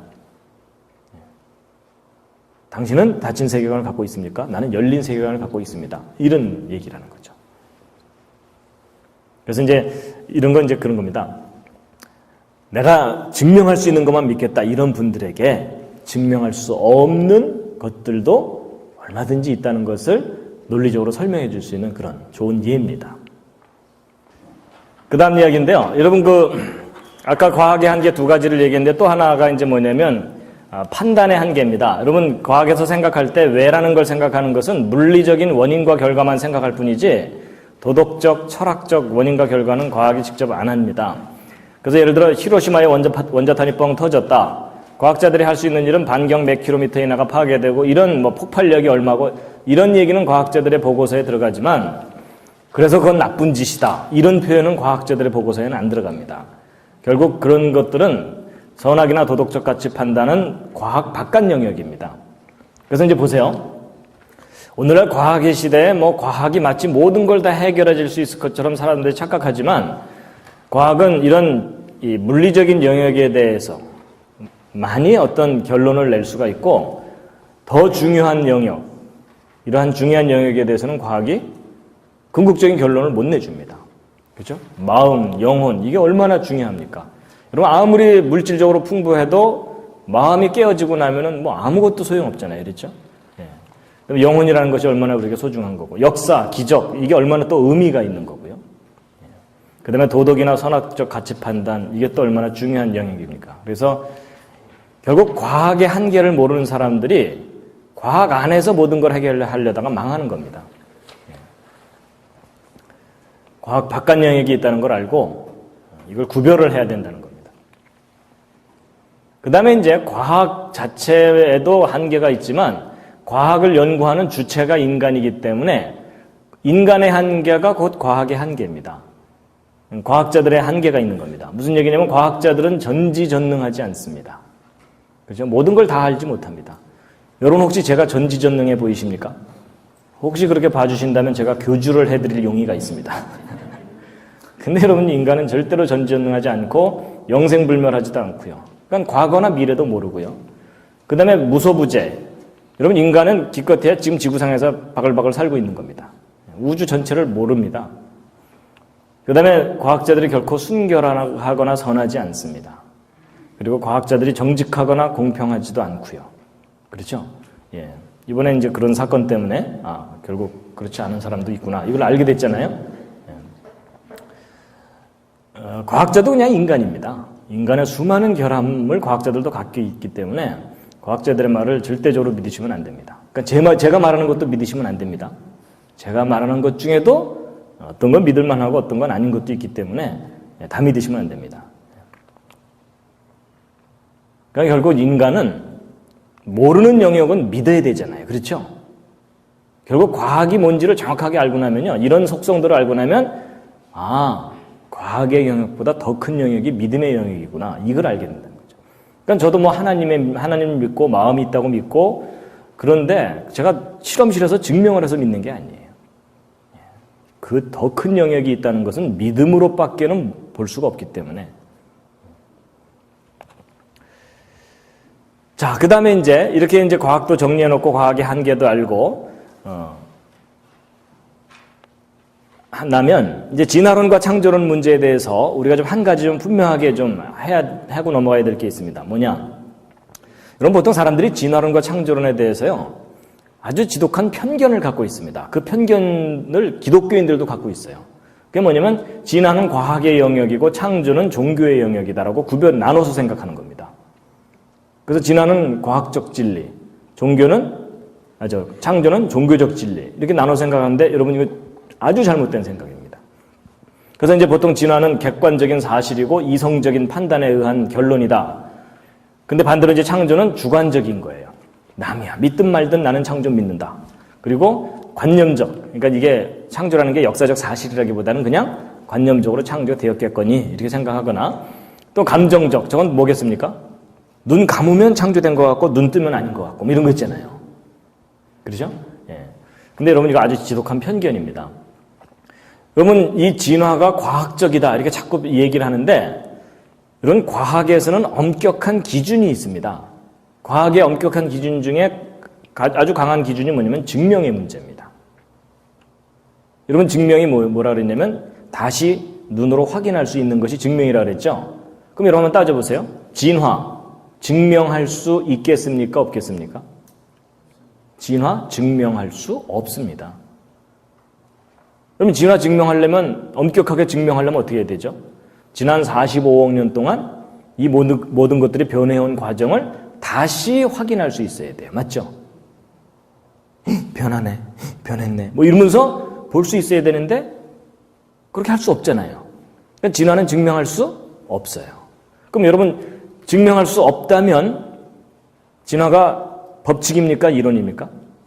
이론이에요. 그래서 여러분 진화라는 단어 뒤에 항상 한 글자가 더 붙는 게 뭐가 붙어요? 진화론하고 붙는 거, 요거 중요하게 생각해야 됩니다. 진화는 하나의 이론이에요. 그러니까 진화되었다가 맞습니까? 진화되었을 것이다가 맞습니까? 진화되었을 것이다가 맞는 표현입니다. 진화되었다, 이거 틀린 표현입니다. 이해가 되시죠? 예. 그래서 진화되었을 것. 그런데 여러분 무엇일 것이다 라는 표현에는 반드시 뭐가 필요합니까? 믿음이 필요합니다. 그렇죠? 사실을 확인할 수 없기 때문에. 그래서 진화가 법칙이나 사실이 아니라 이론이다라는 걸 말씀드리는 건데 여러분 제가 진화론을 일부러 깎아내리려고 하는 얘기가 아닙니다. 자리매김을 정확하게 해야 된다는 얘기입니다. 자, 그런데 반대로 창조입니다. 자, 질문합니다. 한번 대답해 보세요. 여러분 창조가 역사적 사실입니까? 이론입니까? 가슴에 손을 얹고 다시 한번 대답해 주시기 바랍니다. 여러분 창조가 사실입니까? 이론입니까? 그래도 우기시네요. 여러분 많은 경우 기독교인들이 불공평하다, 독선적이다 이런 얘기를 듣습니다. 근데 이제 이런 거예요. 여러분 공평하고 공평하다는 얘기가 뭐냐면 동일한 기준을 양쪽에 적용해야 공평한 겁니다. 그렇죠? 이 사람은 이 기준, 저 사람은 저 기준 이러면은 공평한 게 아니죠. 여러분 우리가 지금 진화가 역사적 사실이 아니고 이론에 불과하다라는 것을 이야기하기 위해서 증명이라는 엄격한 기준을 적용했잖아요. 그럼 이 똑같은 기준을 이 오른쪽에도 적용해야죠. 그렇죠? 다시 한번 질문합니다. 여러분 창조 역사적 사실입니까? 이론입니까? 지금 마음에 큰 갈등이 있으실 겁니다. 그렇죠? 주여 가능하면 이 질문을 피하게 하여 주시옵소서. 근데 여러분 우리가 좀 객관적으로 공평해야 되는 게 뭐냐면 여러분 이쪽이 이론이면 창조도 증명할 수 없어요. 여러분 창조 증명하려면 어떻게 해야 됩니까? 빛이 있으라. 이러면 막 빛이 있고 없고 막 그래야 돼요. 물론 이제 스위치 옆에 서갖고 있으라 없으라 이러면은 비슷하게는 되는데 그건 증명이 아니고 흉내내는 거죠. 그래서 창조도 증명할 수 없어요. 근데 거기에 조건이 있어요. 인간의 과학으로는. 그렇죠? 기독교인들이 하나 믿고 버티는 게 뭐예요? 창조자 하나님이 오시면 증명해 주신다. 그걸 믿고 있는 거예요. 그렇죠? 근데 인간이기 때문에 증명할 수 없거든요. 그럼 인간의 과학으로 볼 때도 창조는 뭐예요? 이론이에요. 그래서 여러분 우리는 좀 겸손해져야 됩니다. 제가 증명할 수 있다면 창조가 사실이다라고 아주 단정해서 말하겠는데 저는 증명을 못해요. 그렇죠? 그래서 창조도 이론이에요. 그러면 창조되었다가 맞는 표현이에요? 창조되었을 것이다가 맞는 표현입니까? 창조되었을 것이다라는 것이 맞는 표현이라는 겁니다. 근데 단 이게 있어요. 또 이 중에 또 시험 드실까 봐. 강사 좀 이상하네 이러실까 봐. 여러분 제가 개인적으로는 창조를 역사적인 사실이라고 믿을까요? 안 믿을까요? 저는 개인적으로는 창조는 역사적 사실이라고 믿어요. 근데 그건 개인적인 거예요. 여러분 제가 믿겠다는데 누가 뭐라 그래요? 그렇죠? 그렇지만 여러 사람이 함께 만나서 토론을 할 때는 제가 표현을 정확하게 하려고 애를 써요. 뭐냐? 나는 창조되었을 것이라고 믿습니다. 이게 옳은 표현이라는 거예요. 진화론에서도 마찬가지겠죠? 나는 진화되었을 것이라고 믿습니다. 라고 표현하는 것이 정확한 표현이라는 거죠. 근데 그 표현을 정확하게 못하니까 서로 싸우는 거예요. 여러분 보통 창조 진화 논쟁하다 보면은 행복하게 끝나는 일 거의 없죠. 뭐 거의 없는 정도가 아니라 마음이 심히 망가져서 원수처럼 헤어져요. 그게 여러분 왜 그런지 아세요? 표현이 정확하지 못해서 미숙해서 그래요. 되게 어떻게 하다가 끝나요? 창조? 역사적 사실이야 이 사탄의 아들아. 뭐 이렇게 되는 거예요. 그럼 반대쪽은 또 뭐라 그래요? 진화? 과학적으로 다 증명됐어 이 광신도야. 이러는 거예요. 여러분 광신도와 사탄의 아들이 만났는데 어떻게 해결이 되겠어요?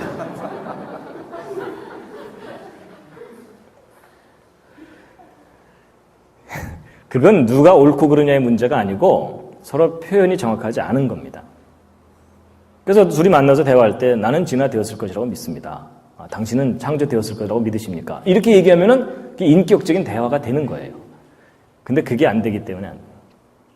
그러니까 여러분 제가 아까 그래서 이다와 일 것이다를 굉장히 강조를 했던 이유가 그거 구별 안 되는 분하고는 토론하지 마세요. 그냥 밥이나 같이 드시고 애들 잘 크냐고 이렇게 얘기하면서 딴 얘기만 하셔야지 토론은 안 됩니다. 이해가 되시죠? 예. 그러니까 결국 무슨 얘기냐면 둘 다 일 것이다라는 얘기는 둘 다 믿음의 영역이라는 얘기입니다. 둘 다 믿음입니다. 그러면 이제 증명을 못하면 매일 아침 일어나고 어느 것을 믿을까요? 오늘은 창조 믿자. 이럴 수는 없잖아요. 그렇죠? 예. 그럼 이제 어떻게, 그러면 증명을 못한다고 우리가 포기해야 되느냐? 그건 아니고요. 우리는 이제 최선을 다해야 됩니다. 최선을 다하기 위해서 필요한 게 뭐냐면 증명이 아니고 증거입니다. 증거. 여러분 이 증명과 증거를 구별하셔야 됩니다. 예를 들면 이제 이런 겁니다. 여러분 A, B 두 사람이 잘 지내고 있었어요.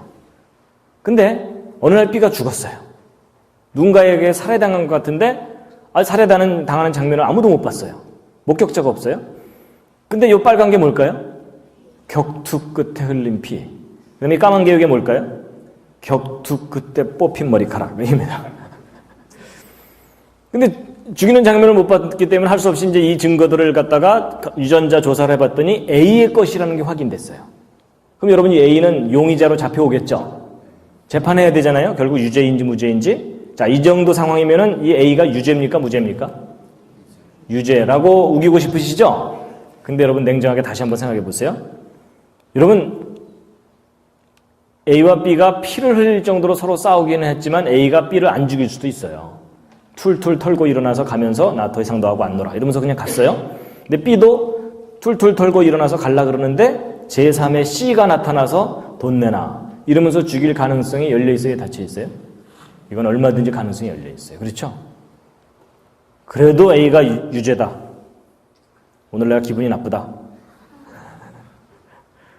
여러분, 이건 아무도 모르는 얘기예요. 그렇죠? 여러분, 지금 이 상황에서 사실은 뭐가 사실이냐면 B가 죽어 있는 것 사실이에요. 그 다음에 이 핏자국과 머리카락이 A의 것이라는 것까지도 사실일 수 있어요. 그렇죠? 근데 그 다음 나머지는 아무도 몰라요. 못 봤기 때문에. 그럼 결국 배심원들이 A가 유죄다라고 말하는 것도 이런 핏자국과 머리카락을 증거로 해서 믿는 거죠. 그렇죠? 근데 무죄라고 믿을 수도 있어요. 이런 증거가 있지만 A가 안 죽였을 수도 있다라고 믿을 수도 있죠. 결국 증거 플러스 믿음이에요. 그리고 결론을 내는 거예요. 근데 이런 증거조차도 없이 평소에 A가 B를 미워했다는 것만으로 유죄 이러면은 대단한 믿음이 필요해요. 그렇죠? 예. 근데 막 그 현장에서 A가 후다닥 튀어나가는 걸 봤고, B가 막 A의 이름을 부르면서, 저놈, 이래, 뭐 이 정도 상황까지 갔다 그러면은 A일 가능성이 높죠. 그러나 100% 아닐 수도 있다는 거예요. 그렇죠?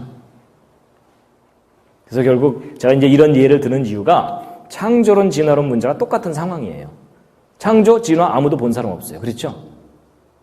증명을 못 해요. 그 대신 우리는 최선을 다해서 증거를 통해서 믿는 겁니다.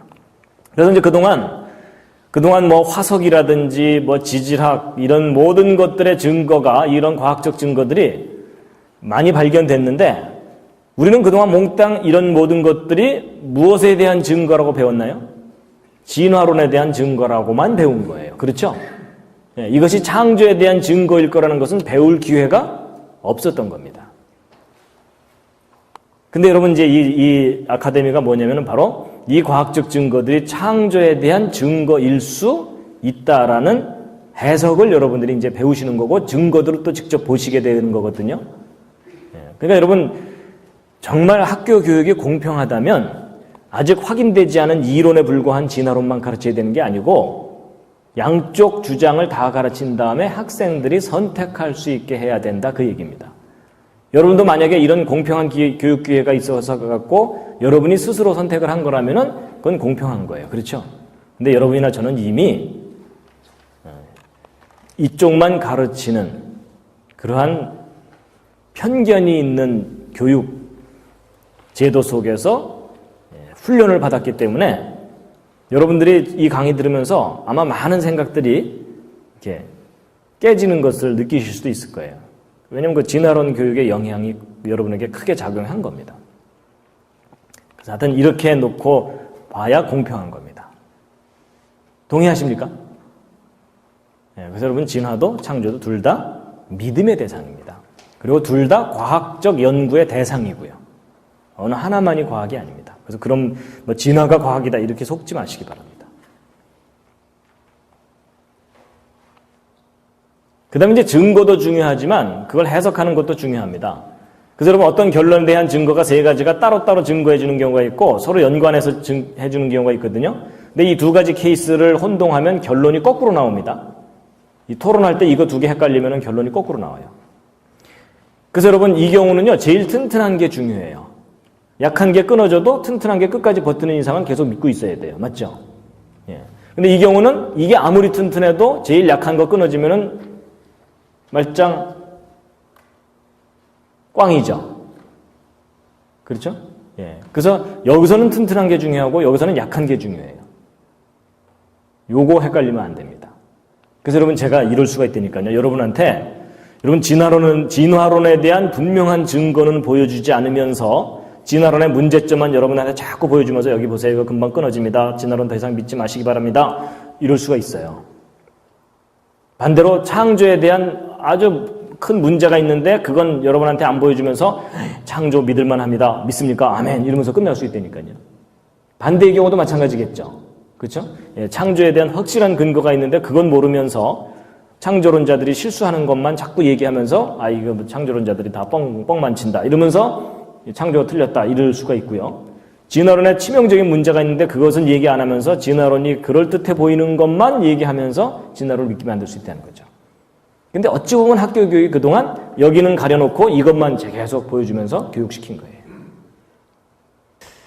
자, 이제 제가 이제 과학 얘기도 하고, 그 합리적인 그리고 과학적인 기적에 대해서도 말씀드렸는데요. 그래도 이제 한 가지 또 구체적으로 말씀드려야 될 게 뭐냐면 예수님의 기적을 우리가 도대체 어떻게 이해를 할 거냐. 예. 일단은 믿고 계시죠? 아닌가요? 믿고 계시죠? 예. 자, 여러분 예수님의 기적을 과학이 발달한 이 시대에 우리가 어떻게 이해하고 받아들일 거냐 하는 건데 뭐 이미 믿으시는 분들이야 이제 믿으시면 되지만 문제는 우리 다음 세대에 그 믿음을 전달을 해야 되는데 요즘 아이들이 무조건 믿으라 그래서 안 믿습니다. 그렇죠? 여러분 자신도 사실 무조건 믿으라 그랬을 때 그게 믿어지지가 않을 수가 있거든요. 그런데 이제 과학을 좀 정확하게 알고 나면 오히려 신앙의 세계가 더 선명하게 보입니다. 예수님의 기적에 대해서 이제 제가 3가지 예를 들어서 말씀드리면요. 예수님의 그 첫 번째 기적 아시죠? 예, 갈릴리 가나라는 지역에서 결혼식이 있었는데 결혼식 도중에 포도주가 떨어졌어요. 아, 흥이 깨지잖아요. 그렇죠? 예. 그런데 예수님께서 기적을 베푸셔가지고 물로 포도주를 만드신 거예요. 항아리에다가 물을 잔뜩 부어라. 떠다 줘라. 이랬는데 포도주로 변한 거예요. 부러우시죠? 저는 심히 부러워요. 근데 그래서 이제 이 처음 표적을 갈릴리 가나에서 행했다 그랬는데 그러니까 여러분이 이 예수님이 물로 포도주를 만드신 사건은 데뷔하신 겁니다. 드디어. 그렇죠? 예. 메시아로서. 이게 이제 갈릴리 가나의 기념교회라고 합니다. 근데 여러분 물이 포도주로 변했다. 문과 출신 분들은 그런 대로 믿을 수도 있어요. 그렇죠? 물이 좀 상했나 보다. 이렇게 생각하면 되니까. 그런데 이과는 안 됩니다. 왜냐하면 물이 포도주로 변하려면 어떤 화학 반응이 일어나야 되냐면 H2O가 C2H5OH 알코올로 변해야 돼요. 그렇죠? 여러분 없던 탄소 생겼죠. 수소 숫자 안 맞죠. 엉망이에요. 여러분 학교 선생님이 저게 가능하다고 가르치면 그 선생님 어떻게 해야 돼요? 딴 데로 가시라 그래야 돼요. 그렇죠? 예, 아니 뭐 답이 여러 가지가 있을 수도 있어. 이러면서 가르치면 어떻게 해요? 그렇죠? 예. 근데 여러분 이건 무슨 법칙이 어긋납니까? 이게 화학 반응의 법칙에 어긋나요. 이론이 아니라 법칙에. 그런데도 여러분 저거 믿으세요? 근데 여러분 저런 거 믿으면 정상 취급받습니까? 비정상 취급받습니까? 비정상 취급받죠? 근데 여러분 지금 믿고 계시죠? 그러니까 여러분이 지금 정상입니까? 비정상입니까? 그런데 제가 이 예수님의 첫 번째 기적 때문에 잠깐 고민한 적이 있었어요.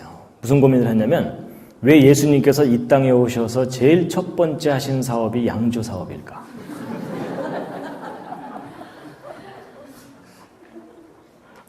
그거 좀 희한하죠? 여러분 한국에 기독교가 들어올 때 그 술, 담배 뭐 이런 문제 굉장히 금하는 분위기잖아요. 그렇죠? 예. 근데 놀랍게도 우리가 믿는 구원자 예수 그리스도께서는요. 오히려 술을 만드셨어요. 그것도 저 상황이 어떤 상황이냐면 이미 사람들이 취해 있는데 우리 정서 같으면 취했을 때 그러면 술 떨어졌을 때 기도하고서 헤어집시다 이러면 되잖아요. 근데 오히려 더 좋은 술을 만들어 주신 거예요. 그날 밤 저 사람들 어떻게 됐겠어요? 완전히 취했겠죠. 그렇죠? 왜냐면 역사상 가장 맛있는 포도주를 먹었잖아요. 근데 이제 그 다음날 아침에 깰 때 뒷골이 땡기진 않았을 거예요. 워낙 좋은 술이었기 때문에. 또 그렇다고 해갖고 또 이제 오늘 저녁부터 335 모여갖고 자 마셔 주님 하신 사업인데 도와드려야지 뭐 이러시면 안 됩니다. 그 심오한 뜻을 헤아리시기 전까지는 가볍게 행동하지 마시기 바랍니다.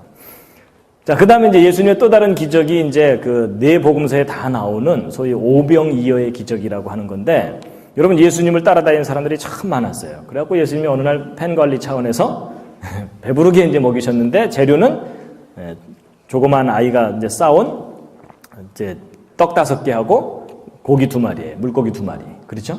근데 그걸로 5,000명 이상을 먹였는데 남자만 5,000명이니까 여자 합치면 10,000명 거기다 애들 바글바글 이러면은 거의 하여튼 2만 명 가까운 사람을 배불리 먹인 거예요.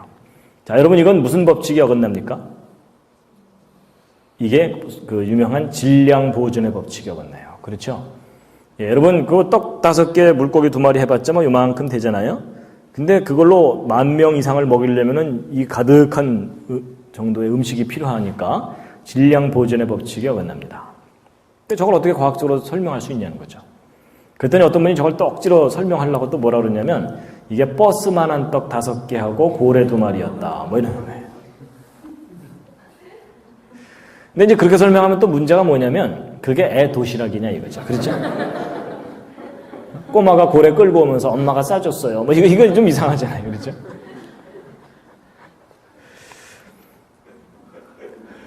그 다음에 이제 예수님의 또 다른 기적이 뭐냐면 무리를 걸어가신 거예요. 갈릴리 바닷가에 제자들을 먼저 보내시고 뒤늦게 막 그 파도가 이는 무리를 걸어오셨는데 이건 무슨 법칙이 어긋나냐면 좀 어려운데 부력의 법칙이 어긋납니다. 그죠? 물보다 무거우면 가라앉아야 되고 물보다 가벼워야 뜨는 건데 예수님이 무리를 그냥 걸어오셨다고 되어 있으니까요. 그렇죠? 예. 그랬더니 또 이제 어떤 분이 저걸 또 억지로 설명하려고 또 뭐라 그러겠어요? 저게 오른발 빠지기 전에 왼발 뭐 이러면 된다고? 근데 이제 보세요. 여러분 예수님이 행하신 기적이 모두 다 과학의 법칙에 위배돼요. 이론이 아니라 법칙. 여러분 제가 아까 법칙과 이론의 차이를 분명하게 말씀드렸죠. 법칙은 예외가 없고 항상 똑같은 결과가 관찰되기 때문에 절대로 어길 수 없는 게 법칙이에요.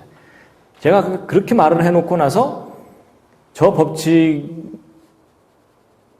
안 맞는 예수님의 기적을 어떻게 이해할 수 있냐는 거죠. 근데 여러분은 저거 믿으세요? 근데 여러분은 믿으실지 모르지만 저는 그래도 과학으로 뭐 공부했던 사람인데 제가 과학자의 양심을 저버리지 않고 저 예수님의 기적을 믿을 수 있는 방법을 좀 가르쳐 주시겠습니까?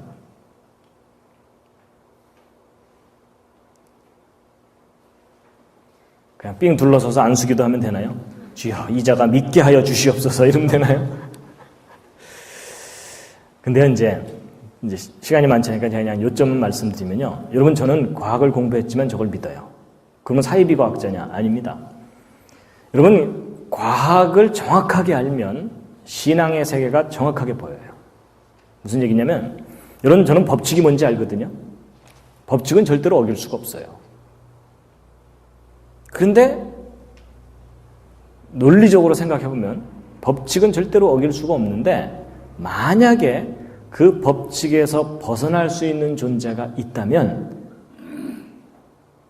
그 존재는 그 법칙을 정한 분이에요. 또는 정한 분의 허락을 받았거나. 그건 논리적인 생각이에요. 여러분 법칙이라는 건 하나의 기준이에요. 그렇죠? 근데 그 기준이 있다는 얘기는 기준을 넘지 못하는 존재와 기준을 넘을 수 있는 존재를 구별하는 게 기준이에요. 맞죠? 그러니까 여러분 성경을 읽으면서 두 가지 생각을 할 수 있는 거예요. 나 이거 황당해서 못 믿겠다. 이럴 수 있죠? 근데 그 반대로 뭘 발견할 수 있을까요? 아, 이분이 이 모든 법칙을 정하신 분이구나 라고 생각하는 것도 합리적인 생각이라는 겁니다. 여러분 사람이요 어떤 것을 맨날 이쪽에서만 보다가 정반대편에서 바라보면 너무나 다른 면이 보이는 경우가 있어요. 맞죠? 그 얘기입니다.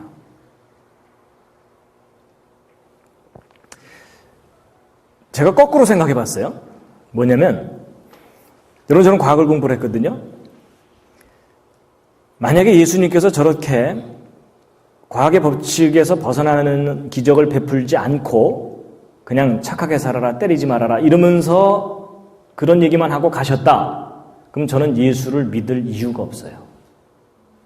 왜냐하면 저도 제가 만약에 지리산에서 10년, 계룡산에서 10년 그 다음에 이렇게 산맥에 와서 한 20년 면벽수도 하고 나오면 세상 사람들을 현혹시킬 만한 그럴듯한 말을 얼마든지 지어낼 수 있어요. 그렇죠? 산은 산이고 밥은 밥이로다 뭐 이런 거 있잖아요. 근데 여러분 제가 절대로 못하는 것을 확신하는 게 뭐냐면 저런 법칙에서 벗어나는 일을 못해요. 그렇죠?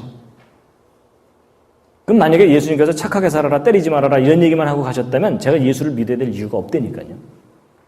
나하고 똑같은 사람이잖아요. 그렇죠? 그런데 이 법칙에 벗어나는 일을 하셨다는 얘기는 둘 중에 하나예요. 성경이 거짓이든지. 근데 만약에 성경의 기록이 이게 진리라면, 진실이라면 가능성이 뭘까요? 이분이 이 모든 법칙을 정하신 분이구나. 제가 그걸 분명하게 이제 깨닫고 났더니요. 이제는 믿지 않는 친구들이 저한테 예를 들어, 야, 너 이렇게 황당한 걸 어떻게 믿냐? 과학을 공부했으면서 어떻게 이런 걸 믿냐? 그렇게 말을 하면 제가 이제 당당하게 대답을 할 수가 있어요. 뭐냐면, 야, 너는 이것 때문에 안 믿냐? 나는 이것 때문에 믿어. 무슨 말인지 이해하시죠? 그러니까 여러분, 성경의 기록이 변하는 게 아닌데, 이 성경의 기록을 보는 사람의 관점이 다른 겁니다. 어떤 사람들한테는 이게 믿지 못할 황당한 이야기예요. 그렇죠? 그런데 이걸 또 다른 면을 바라보면은 믿을 수밖에 없는 근거예요. 이분이야말로 나를 구원해 주실 수가 있겠구나. 여러분 생각해 보세요. 예수님이 무리를 걷다가 빠지시면서 베드로한테 살려줘. 다음부터 이런 일 안 할게. 뭐 이러면 어떻게 돼요? 그런 예수님을 내가 왜 믿어요? 그렇죠? 그래서 여러분 이거는 성경 기록의 문제가 아니고요. 그 성경 기록을 보는 관점의 문제입니다.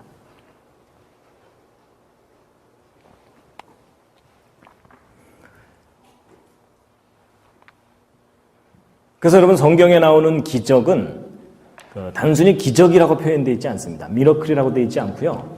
miraculous sign 이렇게 되어 있거든요. sign이라는 표현으로 되어 있어요. 이건 과학적인 용어로 바꾸면 evidence입니다. 증거. 그래서 예수님께서 이 땅에 오셔서 기적을 베푸셨던 것은 우리에게 증거를 주신 거예요. 믿음에 대한 증거를. 그래서 그 과학자들이 발견한 법칙 중에 생명에 관한 절대적인 법칙이 하나 있습니다. 그게 무슨 법칙이냐면 죽음의 법칙입니다. 그렇죠? 그럼 우리는 다 죽어요. 제가 예언 하나 해드릴까요? 여러분 다 죽습니다. 그건 너무 쉬운 예언이에요. 그리고 그게 100% 맞아요. 그렇죠? 근데 그래서 그게 법칙이에요. 과학적인 용어로 얘기하면 죽음의 법칙입니다. 그게. 그래서 저 법칙은 아무도 벗어날 수가 없습니다. 맞죠? 그런데 예수님께서 이 땅에 오셔서 우리에게 보여주신 가장 강력한 증거가 뭐라는 겁니까? 바로 저 죽음의 법칙에서 벗어난 것을 보여주신 증거예요. 그래서 왜 기독교가 부활의 종교라고 얘기하냐면 그게 가장 강력한 증거거든요. 근데 오늘날 좀 우아한 기독교인들은 부활을 안 믿어요. 그렇죠? 가장 중요한 걸 안 믿는 거예요. 그러면서도 본인들이 상당히 우아한 지식인이라고 생각하는 겁니다. 근데 그건 잘못된 생각입니다. 그래서 이 죽음의 법칙에서 벗어난 분이 몇 분 계신 거 아세요? 예수님 말고도? 누가 있을까요? 에녹이요. 그렇죠? 그 다음에 엘리야, 또 나사로도 있었는데 자발적인 건 아니었어요. 그렇죠? 근데 에녹과 엘리야는 죽음을 보지 않고 올라갔어요. 그렇죠? 근데 예수님은 죽음을 경험하시고 다시 살아나시고 그리고 올라가시는 거죠. 그 차이입니다. 그러니까 2000년 전에 이 땅에 오셨던 예수 그리스도께서 우리에게 감히, 어떤 의미에서 보면 감히 이런 말을 하실 수 있는 거가 함께 읽겠습니다. 시작. 예수께서 가라사대 나는 부활이요 생명이니 나를 믿는 자는 죽어도 살겠고 무릇 살아서 나를 믿는 자는 영원히 죽지 아니하리니 이것을 내가 믿느냐. 여러분 제가 예전에 과학이라는 틀 안에 갇혀 있을 때는 저걸 못 믿었어요. 과학 안에서 증명돼야만 믿겠다고 생각했으니까. 그렇죠? 근데 과학이라는 틀 바깥이 있다는 것을 깨닫고 났더니 저게 뭔지 깨달아지더라고요. 그렇구나. 구원이라는 것은 이 3차원 세계 안에서 행복하고 기쁘게 사는 게 아닌 거구나. 그걸 제가 알게 된 겁니다. 자, 그 다음에 이제 중요한 이야기인데요. 요한복음 3장 3절에 있는 이해될 듯 잘 안 되는 말씀인데요. 함께 읽으시겠습니다. 시작. 예수께서 대답하여 가라사대 진실로 진실로 내게 이르노니 사람이 거듭나지 아니하면 하나님 나라를 볼 수 없느니라. 거듭나지 아니하면, 두 번 태어나지 않으면 천국을 못 간다. 그 얘기입니다. 일단 천국을 가고 싶은 사람에게 저 말씀은 적용돼요. 그렇죠? 천국이 있다는 것조차 모르는 사람한테는 저 말이 의미가 없고요. 근데 이제 이런 게 있습니다. 이제 예수도 모르고 교회도 모르고 성경도 모르고 하나님도 모르다가 예수 믿어야 구원받는다는 것을 어느 날 깨닫고 예수를 믿게 되고 교회를 다녀요. 근데 교회를 다니다 보면 이상한 소리를 또 하나 들어요. 그게 뭐냐면 거듭나셨습니까? 뭐 이런 거예요. 근데 그 말을 들으면 이제 헷갈리는 거예요. 아니, 예수 믿으면 되는 줄 알았더니 뭐가 또 더 있네. 근데 이제 보세요. 여러분 이제 겉으로 대답 안 하셔도 됩니다. 여러분 마음으로 한번 대답해 보세요. 여러분 거듭나셨습니까? 내지는 정말 거듭나셨습니까? 이렇게 물어보면 마음속에서 갈등을 해야 돼요. 그렇죠? 왜 갈등을 해야 되는지 아세요? 여러분 저걸 해결하려면 뭘 정확하게 알아야 되냐면 거듭나는 게 뭔지를 정확하게 알아야 저게 해결돼요. 그렇죠? 거듭나는 게 뭔지를. 근데 거듭나는 게 뭔지에 대해서 사람들이 저마다 생각이 달라요. 그렇죠? 저도 이제 생각하기를 마음이 새로워지는 게 거듭나는 건가? 아닙니다. 여러분 그게 거듭나는 거라면 저는 700번도 더 거듭났어요. 지금까지 살면서 마음이 새로워지는 경우가 많았거든요. 근데 그거는 아니잖아요. 그래서 저도 이제 저것 때문에 고민이 됐었는데요. 여러분 제가 지금부터 설명드리는 내용은 정답이 아닐 수도 있어요. 그렇지만 여러분들의 생각에 도움은 되실 겁니다. 자, 근데 거듭남의 비밀, 제가 나름대로 과학의 원리와 성경의 원리를 이렇게 비교하면서 생각하다가 이게 거듭나는 거겠구나 라고 이제 깨달은 것인데요. 여러분 요한복음 3장에 이제 그 배경이 있는데요. 자, 1절만 읽겠습니다. 시작. 바리새인 중에 니고데모라 하는 사람이 있으니 유대인의 관원이라. 여러분 니고데모라는 사람은 바리새인이라는 얘기는 그때 당시 유대인들 중에 종교적으로 잘 훈련받은 사람들이에요. 그러니까 종교적으로는 거의 이제 달인이다 할 정도로. 그 다음에 유대인의 관원이라는 얘기는 그때 당시 로마 지배에 있었는데 관원으로 출세했다는 얘기는 세상적으로도 출세한 거예요. 그러니까 종교적으로나 세상적으로 보나 엘리트예요. 리더죠, 리더. 그렇게 갖추어진 사람이 밤에 예수님께 와갖고 선생님 참 훌륭한 일을 많이 하셨습니다. 라고 이제 막 칭찬을 한 거예요.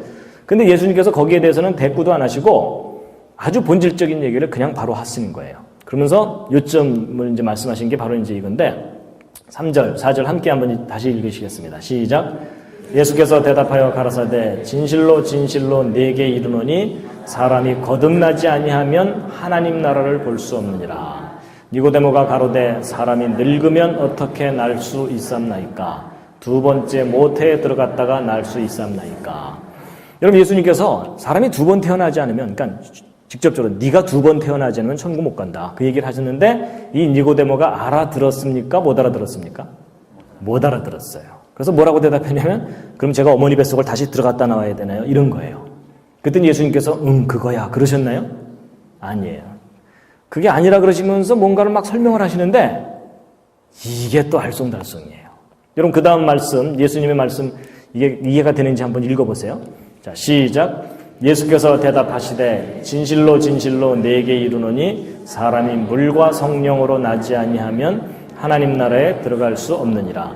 육으로 난 것은 육이요 성령으로 난 것은 영이니 내가 네게 거듭나야 하겠다 하는 말을 기이 여기지 말라. 바람이 임의로 불매 내가 그 소리를 들어도 어디서 오며 어디로 가는지 알지 못하나니 성령으로 난 사람은 다 이러하니라. 자 보세요.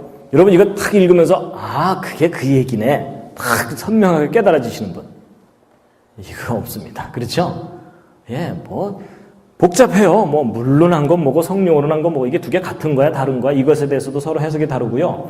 그 다음에 뭐 육으로 난 건 육이고 성령으로 난 것은 영이라고 그러는데 성령이 뭔지도 잘 모르겠고 그 다음에 내가 거듭나야 하겠다는 말을 이상하게 여기지 말라 그랬는데 이상하게 말씀해 놓으시고 나서 이상하게 여기지 말라 그래요. 그렇죠?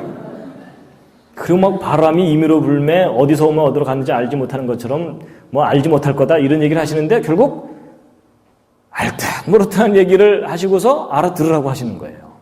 자, 그 다음 그래서 이제 니고데모가 9절 10절 읽으시겠습니다. 시작. 니고데모가 대답하여 가로되 어찌 이러한 일이 있을 수 있나이까? 예수께서 가라사대 너는 이스라엘의 선생으로서 이러한 일을 알지 못하느냐? 여러분 니고데모가 또 알아들었어요? 못 알아들었어요? 못 알아들었죠? 여러분 안심하시기 바랍니다. 여러분 니고데모 같이 뛰어난 사람이 못 알아들었다. 그렇다면 여러분과 제가 못 알아듣는 게 정상입니까? 비정상입니까? 지극히 정상입니다. 이제 마음이 좀 놓이시죠? 예, 여러분 너무 스트레스 받지 마시기 바랍니다. 근데 이제 그 다음 예수님의 대답이 이제 문제입니다. 너 이스라엘의 선생인데 그것도 모르냐? 이러셨죠? 그럼 적어도 남을 가르치는 선생이라면 알아야 된다는 거예요? 못 알아야 되는 거예요? 알긴 알아야 된다는 거예요. 그렇죠? 그러니까 이게 쉬운 문제가 아니에요. 이제 저도 이제 고민을 했었는데요. 제가 아까 이제 마음 잠깐 얘기했는데 영혼은 말씀 안 드렸죠? 자, 영혼과 거듭남에 대해서 이제 우리가 이 숙제를 풀어야 됩니다. 시편 19편 7절에 아주 중요한 말씀이 있는데 함께 읽으시겠습니다. 시작. 여호와의 율법은 완전하여 영혼을 소성케 하고. 여러분 이 소성케 한다는 말은 좀 어려운 말인데 쉬운 말로 얘기하면 되살아나게 한다는 겁니다. 기절했다 깨나든지 죽었다 살아나든지. 근데 뭐가 되살아나는 거면 영혼이 되살아나는 거예요. 근데 그 영혼을 되살아나게 하는 것이 뭐라고 써 있죠, 여기? 율법이라고 돼 있죠? 그럼 여러분 이거 중요한 겁니다. 인간의 영혼은 율법과 아주 강하게 관계가 있어요. 그렇죠? 그 율법이 영혼을 되살아나게 한다니까.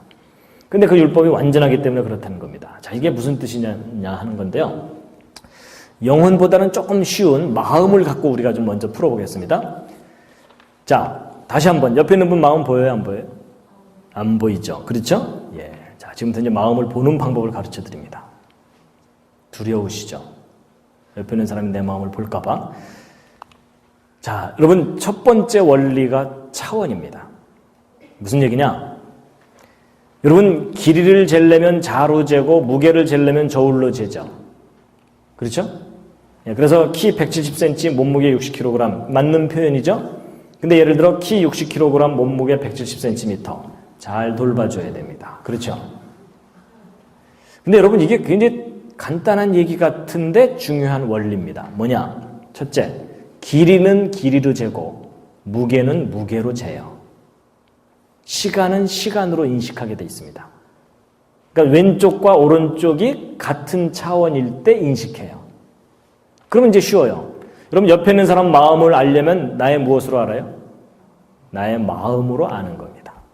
제가 아까 옆에 있는 사람 마음 한번 보이나 보십시오 그랬을 때 제 말이 틀린 말이에요. 그렇죠? 눈으로 보라 그러니까 틀린 말입니다.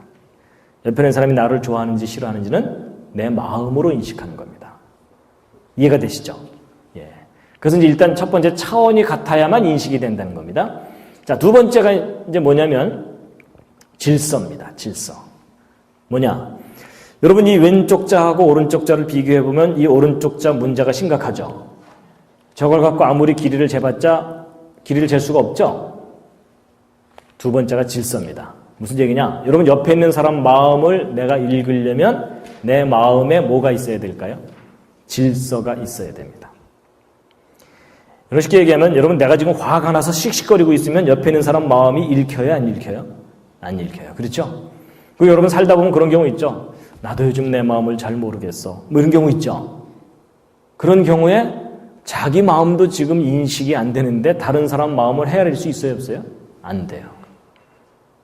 그러면 내가 내 마음을 제대로 인식하려고 해도 내 마음에 질서가 있어야 되고요. 상대방의 마음을 읽으려고 해도 내 마음에 질서가 있어야 됩니다. 그래가지고 질서가 있어야 됩니다. 그래서 결국 그 상담하고 그러는 게 뭐냐면 마음의 질서가 있는 사람이 마음의 질서가 흐트러진 사람을 질서를 잡아주는 거예요.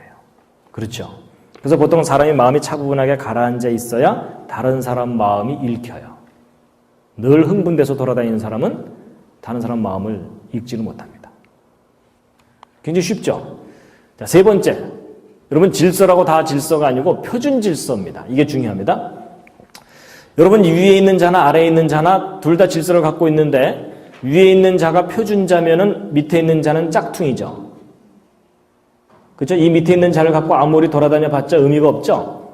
제가 예를 들어 요 앞에 앉은 학생 얼굴 크기를 잰다고 할 때 여러분 여기 눈금이 없으니까 못 잴 거 아니에요? 그래서 제가 여기다 이제 나름대로 자를 만들기 위해서 질서를 정확하게 3등분을 딱 해갖고 질서를 만들었어요. 근데 이제 문제는 뭐냐면 제가 여기다가 1m, 2m, 3m 이렇게 해놓고 이 앞에 앉은 학생 얼굴 크기를 재봤더니 3m가 넘어. 틀린 거 아시겠죠? 그냥 질서라고 다 질서가 아니라 표준 질서가 있다는 거예요. 그럼 여러분 제가 이 앞에 앉은 학생 얼굴 크기를 제대로 지려면은 이걸 어떻게 해야 되냐면 제가 눈금을 매겨야 되는 게 아니에요. 어떻게 해야 돼요? 국제 표준자 있죠. 국제 표준자에다 갖다가 딱 붙여놓고 나서 그 눈금을 그대로 내려받으면 이건 그때부터 국제 표준자가 돼요. 맞죠? 그 다음부터 이제 그걸 가지고서 사람의 얼굴 크기든지 뭐든지 재면은 그게 이제 정확하게 모든 것을 인식하는 거예요. 이해가 되시죠? 그래서 이제 표준자라는 것은 절대적이고 완전하다는 뜻이거든요. 그럼 이제 영혼도 마찬가지입니다. 여러분, 옆에 있는 사람의 영혼을 인식하려면 첫 번째가 차원이 같아야 된다 그랬죠? 그럼 옆에 있는 사람 영혼을 알려면 나의 무엇으로 알아요? 나의 영혼으로 아는 겁니다. 그럼 두 번째는 내 영혼에 뭐가 있어야 되죠? 질서가 있어야 되는데 이 질서가 허물어진 사람들이 많기 때문에 자기 자신에게 영혼이 있는지를 모르는 겁니다. 그래서 내 영혼에 질서가 있어야 되는데 세 번째는 무슨 질서요? 표준 질서가 있어야 된다 그랬죠? 이 표준, 완전한 질서, 이걸 알고 나서 시편 19편 7절을 다시 읽으면 이 완전하여라는 말이 왜 있는지를 아실 겁니다. 함께 다시 한번 읽으시면요. 시작. 여호와의 율법은 완전하여 영혼을 소성케 하고. 여호와의 율법이 뭐라고요? 표준이라는 뜻입니다. 여러분, 영혼을 영어로 스피릿이라고 해요. 소울, 스피릿 이렇게 얘기하죠. 여러분 혹시 그 해병대 스피릿 아세요? 해병대 스피릿 한마디로 표현한 게 뭡니까? 한 번 해병은 영원한 해병. 그렇죠?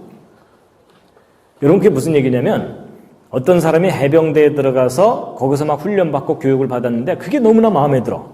그래서 평생 거기서 훈련받고 교육받은 그 철학을 갖고 평생을 살면 그 사람은 무슨 스피릿을 갖고 살게 될까요? 해병대 스피릿을 갖고 사는 겁니다. 예를 들어 어떤 사람이 불교 교육을 받았어요. 그럼 마음에 들어요. 그래서 평생 그 정신을 갖고 살아요. 그럼 그 사람은 무슨 스피릿을 갖고 살게 될까요? 불교적인 스피릿을 갖고 살게 됩니다. 어떤 사람이 성경을 교육받고 성경의 질서와 규범이 마음에 들어갔고 그걸 평생 자기 기준으로 삼고 살잖아요. 그럼 그 사람은 무슨 스피릿을 갖고 살게 된 걸까요? 성경적인 스피릿을 갖고 사는데 그것을 보통 이 성경을 우리가 거룩한 기록이라고 하기 때문에 거룩한 스피릿, 홀리 스피릿을 갖고 살게 된다는 겁니다. 이해가 되시나요? 자, 그럼 이제 퀴즈입니다. 여러분 불교 교육을 받은 사람과 성경 교육을 받은 사람이 둘이 만나서 대화를 하면 스피릿이 통하나요? 안 통하나요? 네, 그러니까 단답형으로 대답하시면 안 됩니다. 어떤 건 통하고 어떤 건 안 통해요. 그렇죠? 착하게 살자 통해요. 그렇죠? 근데 뭐가 안 통할까요? 구원에 관한 가장 중요한 문제가 안 통해요. 그렇죠? 그래서 그걸 뭐라고 얘기를 해요? 우리가 스피릿이 다르다고 얘기해요. 여러분 그 영혼에 관해서 사람들이 가장 잘못 오해하고 있는 것 중에 하나가 이 헐리우드 영화가 그걸 영혼에 대해서 오해하게 만들었어요. 헐리우드 영화에 보면 영혼이 어떻게 표현되어 있어요? 사람 죽으면 뭐 이렇게 빠져나가는 거. 그렇죠? 그게 헐리우드적인 잘못된 영혼에 대한 인식입니다. 그리고 어떤 사람들은 영혼의 무게를 잰답시고 어떤 과학자가 죽기 직전에 사람을 저울 위에다가 올려놓고 죽기 전하고 죽기 후하고 눈금 달라지는 거 보는 거예요. 그랬더니 뭐 0.004mg이 뭐 달라졌다는 등 이런 얘기 하죠? 잘 돌봐주시기 바랍니다. 여러분 제가 아까 얘기한 것처럼 그 사람은 과학의 기본을 모르는 사람이에요. 여러분 영혼은 비물리적인 영역이고 무게라는 건 뭐예요? 물리적인 값이잖아요. 그렇죠? 그게 엉뚱한 얘기라는 거예요. 그래서 여러분 스피릿이라는 것은 인간이 외부로부터 메시지를 받아들였을 때 스피릿이 형성되게 되어 있습니다. 자, 그러면 이제 드디어 거듭남에 대해서 이제 말씀드릴 이제 차례가 됐습니다. 이제 앞에 부분을 이제 이해를 하셔야 거듭남이 이제 좀 더 분명하게 이해가 되는데요. 여러분, 거듭난다는 말은 쉽게 얘기하면 두 번 태어난다는 거거든요. 두 번째 태어나는 것. 여러분, 첫 번째 태어난다는 게 있으니까 두 번째 태어나는 게 있는 거죠. 맞죠? 그 다음에 둘 다 태어난다는 것이 공통적이기 때문에 태어난다는 표현을 쓰는 거죠. 그렇다면 여러분 두 번째 태어나는 걸 정확하게 알려면 먼저 뭐부터 정확하게 알아야 되겠어요? 첫 번째 태어나는 걸 정확하게 이해해야 두 번째 태어나는 거가 풀려요. 그렇죠? 그래서 이제 첫 번째 태어나는 거는 보세요. 여러분 이 시절 기억나십니까?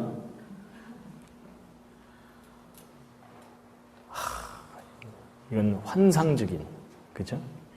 이건 정말 마술과 같은, 뭐 마술이라고 표현하면 안 되죠. 이건 너무나 놀라운 기적이 일어나는 장면인데요. 여러분 아버지의 정자와 어머니의 난자가 결합이 돼서 사람이 태어나게 돼 있는데 이런 과정을 누가 설계하셨죠? 창조자 하나님이 설계하셨어요. 이제 첫째 날 강의한 대로요. 그래서 여러분 이런 과정을 통해서 태어나는 것이 바로 첫 번째 태어나는 건데 여러분과 제가 다 겪은 일이에요. 맞죠? 이미 여러분과 저한테는 이미 과거가 된 사건입니다. 그래서 이렇게 태어나게 되는 것이 첫 번째 태어나는 건데 자, 다시 한번 이제 구체적인 원리를 설명드리면 여러분 이 정자는 이 부분에 이 머리 부분에 유전 정보가 들어 있습니다. 그리고 여기에 에너지가 있고 꼬리가 있어요. 그래서 이 에너지를 사용해 가지고 이 꼬리로 헤엄을 쳐서 여기 있는 유전 정보를 난자에게 전달하는 것이 이 정자의 최고의 임무예요. 그렇죠? 근데 이제 이 난자는 그 자체로 완벽한 생명체라고 볼 수 있어요. 그래서 이 난자는 그 자체로 한평생을 살아요. 그래서 난자는 만들어져서 배란이 돼서 끝날 때까지 한평생을 살게 되는데 근데 이 난자가 한 사이클을 사는 동안 어떤 특별한 사건이 일어나지 않으면 이 난자는 그대로 끝나요. 근데 이 난자가 한평생을 살다가 어떤 특별한 사건이 하나 일어나면 그게 뭐냐면 정자 하나가 이 속으로 유전 정보를 가지고 들어오면 변해요. 전혀 다른 모습으로 변해요. 물론 이 상태로 변하는 건 아니에요. 이건 이제 꽤 시간 지난 후의 모습이고요. 근데 보세요. 여러분, 이 난자 자체하고 이렇게 태어난 사람과는요, 완전히 차원이 달라요. 그렇죠? 이건 기적이라고 할 정도로 전혀 다른 모습이에요. 근데 이제 이렇게 태어난 사람이 이제 이렇게 해서 이렇게 태어난 사람이 역시 이 난자처럼 또 한 사이클의 삶을 살아요. 여러분과 저같이 한평생을 살아요. 근데 한평생을 사는 동안 어떤 특별한 사건이 일어나지 않으면 이 사람은 또 그대로 죽어요. 그렇죠? 근데 이 사람이 한평생을 사는 동안 어떤 특별한 사건이 하나 일어나면 그게 뭐냐면 마치 생명의 메시지가 난자 속으로 들어와야만 일로 가듯이 생명에 관한 어떤 메시지가 이 사람 속으로 들어가면 전혀 다른 세상으로 가요.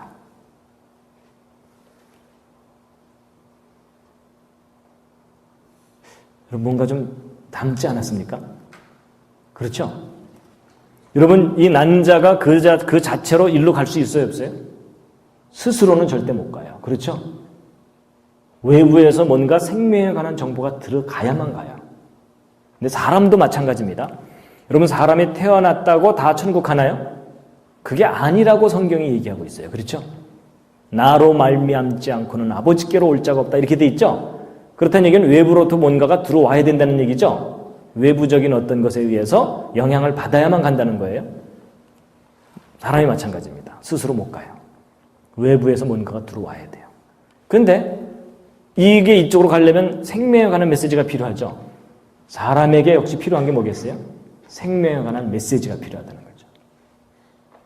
여러분, 이 난자는 이 정자를 받아들일 수 있도록 설계되어 있어요. 근데 여러분, 아시는 분은 아시겠지만 이 난자가 이 표면에서 이 정자가 못 들어오도록 딱 블로킹을 할 수가 있어요.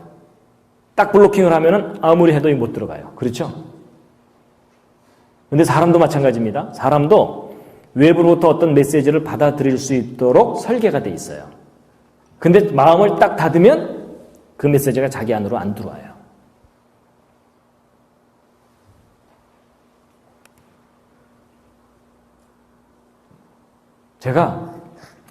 저는 이제 첫 번째 태어나는 것에 대해서 일단 상식으로 알고 있잖아요. 저는 하나님이 창조하신 세상의 원리하고 성경에서 가르치는 내용하고 뭔가 좀 닮은 게 없나 이렇게 생각하다가 제가 어느 날 이건가 보다 하고 제 나름대로 깨달은 겁니다. 그래서 사람이 참 신기한 게 뭐냐면요. 이 말이에요, 말. 이 말이 파워가 있는 거 아세요? 말이 파워가 있습니다. 우리가 실험해 볼 수도 있어요. 여러분 여기 계신 분들이요. 서로 이제 짜고 어느 한 분을 만날 때마다 부정적인 말을 한번 해보세요. 만날 때마다 인상이 안 좋으시군요. 못됐다는 얘기 많이 들으시죠? 뭐 이러면서. 그럼 처음에는 그냥 그런 대로 버티다가 모든 사람이 그렇게 얘기하면은 그 사람 어떻게 될까요? 이 밴쿠버를 떠나든지. 안 떠나면 어떻게 될까요? 심각한 상황으로 변해요. 그렇죠? 그게 사람 말의 파워입니다. 근데 반대로 이제 만날 때마다 좋은 얘기를 해주는 거예요. 잘생기셨군요. 어떻게 마음이 좋으세요? 막 이러면서 막 긍정적으로 쫙 해주면 그 사람 어떻게 될까요? 신이 나요. 얼굴이 확 피고요. 맞죠?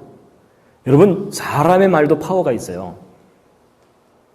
그 정도가 아니고 어떤 사람이 그냥 지나가는 말로 한마디 툭 던졌는데 그 말이 마음에 걸려갖고 결국은 자살까지 하는 경우도 있죠. 그게 무슨 그 말이 그 사람을 죽이는 거예요. 그런데 막 시리에 빠져있던 사람한테 딱 한마디 그냥 무심코 얘기를 했는데 그 말이 그 사람에게 새로운 삶을 줄 수도 있죠. 실제 우리 그런 경우가 있잖아요. 근데 이 불완전한 사람의 말도 그 사람을 죽이고 살리는데 여러분 이 우주를 창조한 전능자의 그 하신 말씀이 사람을 영원히 살게 하는 일이 가능하지 않겠느냐 하는 그 얘기입니다. 그래서 요한복음 8장 47절 함께 읽겠습니다. 시작. 하나님께 속한 자는 하나님의 말씀을 듣나니 너희가 듣지 아니함은 하나님께 속하지 아니하였음이로다. 그럼 하나님께 속하려면 어떻게 해야 된다고요? 말씀을 들어야 된다는 겁니다. 그래서 여러분 우리가 구별해야 되는 게 있습니다. 교회에 속한 사람과 말씀에 속한 사람이 있다는 거예요. 그러니까 하나님에 속한 사람. 그죠? 여러분 교회를 20년, 30년을 다녀도 하나님께 속하지 못할 수도 있어요. 맞죠? 하나님의 말씀을 듣지 않으면 하나님께 속하지 못하는 겁니다. 비슷한 말씀인데 함께 읽겠습니다. 시작. 그 말씀이 너희 속에 거하지 아니하니 이는 그의 보내신 자를 믿지 아니함이니라. 여러분 그의 보내신 자가 하나님이 우리의 구원을 위해서 보내신 자가 예수 그리스도죠. 그러니까 예수를 믿는다는 것에 대한 근거가 뭐라고요? 말씀입니다. 그래서 여러분 예수를 믿는다는 얘기는 교회를 다닌다는 얘기가 아니고요. 11조 낸다는 얘기가 아니고 정말 본질적인 건 뭐냐면은 예수님이 하신 말씀이 내 안에 살아있어야 된다는 겁니다. 그래서 요한복음 8장 37절 함께 읽겠습니다. 시작. 나도 너희가 아브라함의 자손인 줄 아노라. 그러나 내 말이 너희 속에 있을 곳이 없으므로 나를 죽이려 하는도다. 이 부분이 좀 재미있는 장면인데요. 좀 이상하기도 하고 재미있는 장면인데 예수님이 이스라엘 사람들하고 막 이렇게 얘기하다가 니네들이 지금 나를 죽이려고 그래. 이런 얘기를 하신 거예요. 좀 이상하죠? 예를 들면 이런 겁니다. 제가 막 이렇게 강의하다 말고 여러분이 지금 저를 죽이려고 그래요. 이러면은 제가 미친 거죠. 근데 예수님이 그런 얘기를 하셨어요. 그래가지고 성경 보시면요. 저기 말고 또 다른 곳에도 그 똑같은 비슷한 얘기 나오는데 그래서 그 이스라엘 사람들이 저 예수 미쳤다 이렇게 생각했어요. 우리가 지금 칼을 들고 자기를 죽이려는 것도 아닌데 저렇게 자기를 죽이려고 말하는 걸로 보아서 저 예수가 피해망상증 환자다 이렇게 생각해갖고 근데 여러분 예수님 그 얘기를 한 게 아니고요. 보세요. 여러분 제가 아까 정자와 난자 얘기를 했는데 여러분 이 정자가 이 난자 속으로 들어가지 못하면 이 난자 죽죠. 그렇죠? 근데 이 난자도 죽지만 뭐도 죽을까요? 이 정자도 죽어요. 그렇죠? 이게 들어가야 둘 다 살아요. 자, 보세요. 여러분, 여러분, 잠깐 좀 일어나 주시겠습니까? 라고 말을 했는데, 여러분이 일어난다. 그러면 제 말이 살은 거예요? 죽은 거예요? 제 말이 살은 겁니다. 근데 제가 만약에 여러분 잠깐 좀 일어나 주시겠습니까? 그랬는데, 여러분이 아무도 안 일어나. 그럼 제 말이 죽은 거예요? 살은 거예요? 죽은 거예요. 그 얘기를 하시는 거란 거죠. 여러분, 제가 벌써 3일째 여러분하고 이렇게 강의하고 있잖아요. 3일 동안 제가 막 강의를 열심히 하고 있는데 여러분이 아무도 제 얘기를 안 들어. 막 중간에 나가고 막 자고 막 떠들고 막 이래요. 그럼 제가 마음이 어떨까요? 죽고 싶어요. 그렇죠? 이해가 되시죠? 그러니까 예수님이 그 얘기를 하시는 거예요. 나는 너희들이 영원한 생명을 가질 수 있도록 내가 말을 하러 왔다. 이 말을 너희들이 받아들이면 너희는 영원한 세계로 가게 될 거다. 근데 이 말을 너희들이 도무지 받아들이지 않으니까 너희가 나를 죽이는 거다. 왜냐하면 나는 이 말을 가지고 온 존재일 뿐만 아니라 그 말 자체다라는 거예요. 그래서 여러분 요한복음 6장 63절 참 중요한 말씀입니다. 함께 읽겠습니다. 시작. 살리는 것은 영이니 육은 무익하니라. 내가 너희에게 이른 말이 영이요 생명이라. 보세요. 여러분이나 저는 지금 다 살아있죠? 그렇죠? 여러분 살아있는 사람에게 살린다는 얘기를 쓴다는 것은 우리가 지금 살고 있지만 살고 있는 게 아니란 얘기예요. 우리는 언젠가는 죽잖아요. 그렇죠? 죽지 않고 영원한 세계로 가게 하는 것, 그걸 말하는 겁니다. 그것은 영이지 육이 아니라는 겁니다. 그래서 여러분과 제가 정자와 난자의 유전 정보를 갖고 태어난 것 자체가 영원히 가는 게 아니에요. 이건 그냥 소멸되고 맙니다. 그런데 우리를 영원한 세계로 가게 하는 것은 영인데, 근데 이 영이 뭐냐면 내가 너희에게 이른 말이 영이라는 거예요. 근데 여러분, 예수 그리스도의 영이 뭐죠? 그게 성령이에요. 그렇죠? 근데 그 성령이 곧 뭐냐면은 예수님이 우리에게 하신 말씀이 성령이라는 거예요. 제가 이제 한때 헷갈린 게 있습니다. 저는 어렸을 때 교회 다녔다 그랬죠? 사람들이 막 성령 받았다 그러면서 방언하고 그럴 때마다 저는 우울했어요. 왜 그랬을까요? 저는 방언을 못하거든요. 지금도 못해요. 근데 방언 받은 것이 성령 받은 것의 증거인 것처럼 막 사람들이 얘기할 때마다 저는 답답했어요. 나는 아직 성령 못 받았네 이러면서 우울했어요. 근데 그게 큰 오해였어요. 여러분 저는 막 가슴이 뜨거워지는 일도 없었지만 물론 있긴 있었어요. 하나님 만나고 감격은. 근데 막 불을 방역에 이런 거 없어요. 근데 저는 지금 성령 받았다고 우기고 있어요. 제가 성경 말씀을 봤더니 예수님이 우리에게 하신 말씀을 가지고 있으면 그게 성령을 받은 거예요. 그게 제 안에 있거든요. 그리고 이제 뒤늦게 깨달은 게 뭔지 아세요? 제가 방언을 못하는 줄 알았더니요. 제가 방언을 잘하고 있더라고요. 뭔지 아세요? 여러분 일반 사람들한테는 과학 용어가 다 방언입니다. 맞죠? 근데 제가 지금 그 방언을 일반 사람들이 쉽게 알아들을 수 있도록 통역도 해주고 있더라고요. 맞죠? 제가 오늘 깨닫고 나서 하나님 감사합니다. 제가 방언을 받은 정도가 아니라 방언을 통역하고 있군요. 여러분 경제하는 사람들이 쓰는 용어 뭐 코스닥, 나스닥 뭐 이런 얘기 잘 쉽게 알아들어요? 못 알아들어요? 못 알아듣죠? 그 방언이에요. 근데 그 방언 속에 담겨있는 하나님의 뜻이 있어요. 하나님이 경제에 관한 메시지를 주시거든요. 근데 그걸 경제적인 용어로 표현을 하고 그걸 또 잘 풀어서 사람들에게 전달하면 그건 방언을, 하나님이 주신 방언을 통역하는 거다라고 저는 그렇게 우기고 있어요. 그래서 여러분 지금은요 각 분야의 방언을 통역해주는 사람들이 필요해요. 복음 안에서 통일된 언어로 해석해주고 이러는 것이. 저는 그렇게 생각해요. 근데 가장 중요한 건 말씀이라는 거예요, 결국은. 그래서 요한복음 17장 8절 함께 읽겠습니다. 시작. 나는 아버지께서 내게 주신 말씀들을 저희에게 주었사오며 저희는 이것을 받고 내가 아버지께로부터 나온 줄을 참으로 아오며 아버지께서 나를 보내신 줄로 믿었사옵나이다. 여러분 요한복음 17장은 예수님의 대제사장으로서 하나님께 기도한 내용이거든요. 그랬을 때에 예수님의 임무가 여기 나와 있는데 뭐라고요? 아버지께서 내게 주신 말씀을 누구에게? 사람들에게 주는 거예요. 그렇죠? 그거 전달해 주러 오신 거예요. 이 세상을 살리는 건 하나님의 말씀이기 때문에. 그래서 여러분 기독교가 그래서 신비한 종교예요. 형태를 만들어서 섬기지 말라고 하셨잖아요. 하나님께서. 그렇죠? 그러면서 하나님께서 제일 강조한 게 뭐예요? 말씀이에요. 그래서 그 눈에 보이지 않는 말씀을 받아들이면 그 사람이 사는 거예요.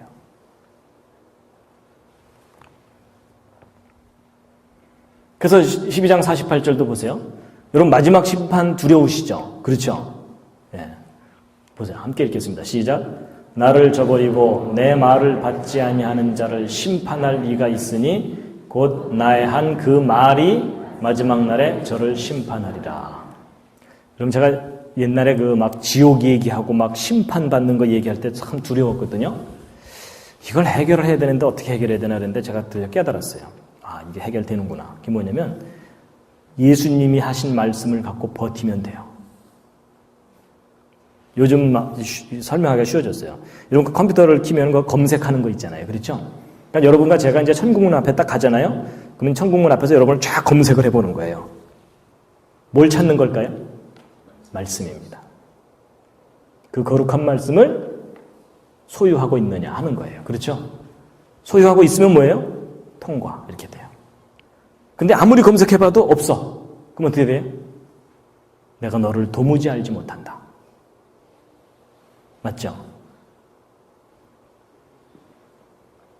제가 그 생각을 하게 됐어요. 아, 그렇구나. 우기는 거구나. 그래서 이제 제 천국문 앞에 가서 저는요, 저를 구원해 주신다고 말씀하셨잖아요. 이러면은 돼요.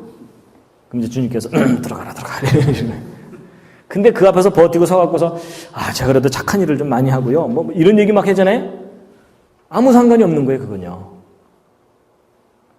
이해가 되시죠? 바로 이제 그 말입니다. 심판의 기준이 말이라는 겁니다, 말. 이 말은 누구의 말? 하나님의 말씀. 그래서 시편 1편 함께 읽겠습니다. 시작. 복 있는 사람은 악인의 꾀를 쫓지 아니하며 죄인의 길에 서지 아니하며 오만한 자의 자리에 앉지 아니하고 오직 여호와의 율법을 즐거워하여 그 율법을 주야로 묵상하는 자로다. 여러분 여기 복 있는 사람은 아파트 100평이 아니고 진짜 하늘로부터는 진짜 복이에요. 근데 그게 뭐냐면 악인의 꾀를 쫓지 아니한다는 말이 무슨 말이냐면 잘못된 정보를 받아들이지 않는다는 얘기입니다. 틀린 정보. 아까 틀린 눈금 있죠. 그렇죠? 예, 그겁니다. 그리고 오직 뭐라고요? 여호와 율법. 이게 뭐라 그랬죠? 아까 완전한 국제 표준자. 뭐 국제 표준자가 아니라 우주 표준자인 그 말씀을 즐거워하여 해서 그것을 주야로 묵상한다는 말은 새긴다는 겁니다. 자기 안에. 그러니까 이제 이런 겁니다. 제가 이제 하나님의 말씀에다 딱 붙이고서 쫙 받아들이고서 이제 이거 갖고 평생 사는 거예요. 그럼 나중에 이제 하나님 앞에 딱 가갖고서 둘이 탁 대보는 거예요. 짠! 하고 만지면 서로가 서로를 아는 거예요. 그렇죠? 내가 너를 알고 네가 나를 알고. 근데 이제 제가 나름대로 제 철학을 갖고 막 살다가 나중에 하나님 앞에 가갖고서 딱 대봤더니 하나도 안 맞아. 그럼 어떻게 돼요? 내가 너를 도무지 알지 못한다. 이렇게 된다는 거죠.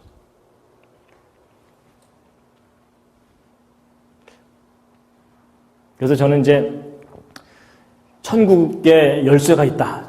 저 그렇게 생각합니다. 그 천국의 열쇠는 뭐냐? 하나님의 말씀이다. 그래서 함께 읽으시겠습니다. 시작. 진실로 진실로 너희에게 이르노니 사람이 내 말을 지키면 죽음을 영원히 보지 아니하리라. 영원히 산다는 거잖아요. 영생. 영생의 중요한 기준이 말씀을 지키는 거라고.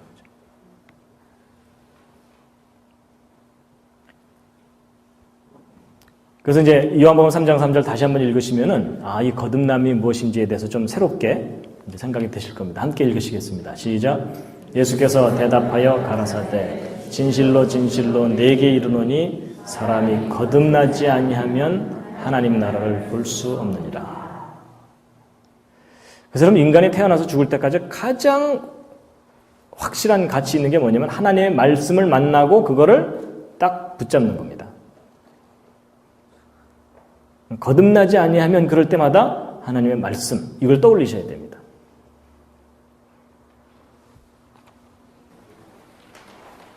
내가 과연 거듭났는가 하는 질문에 대해서 아주 확신을 가지고 대답하실 수 있기를 바랍니다.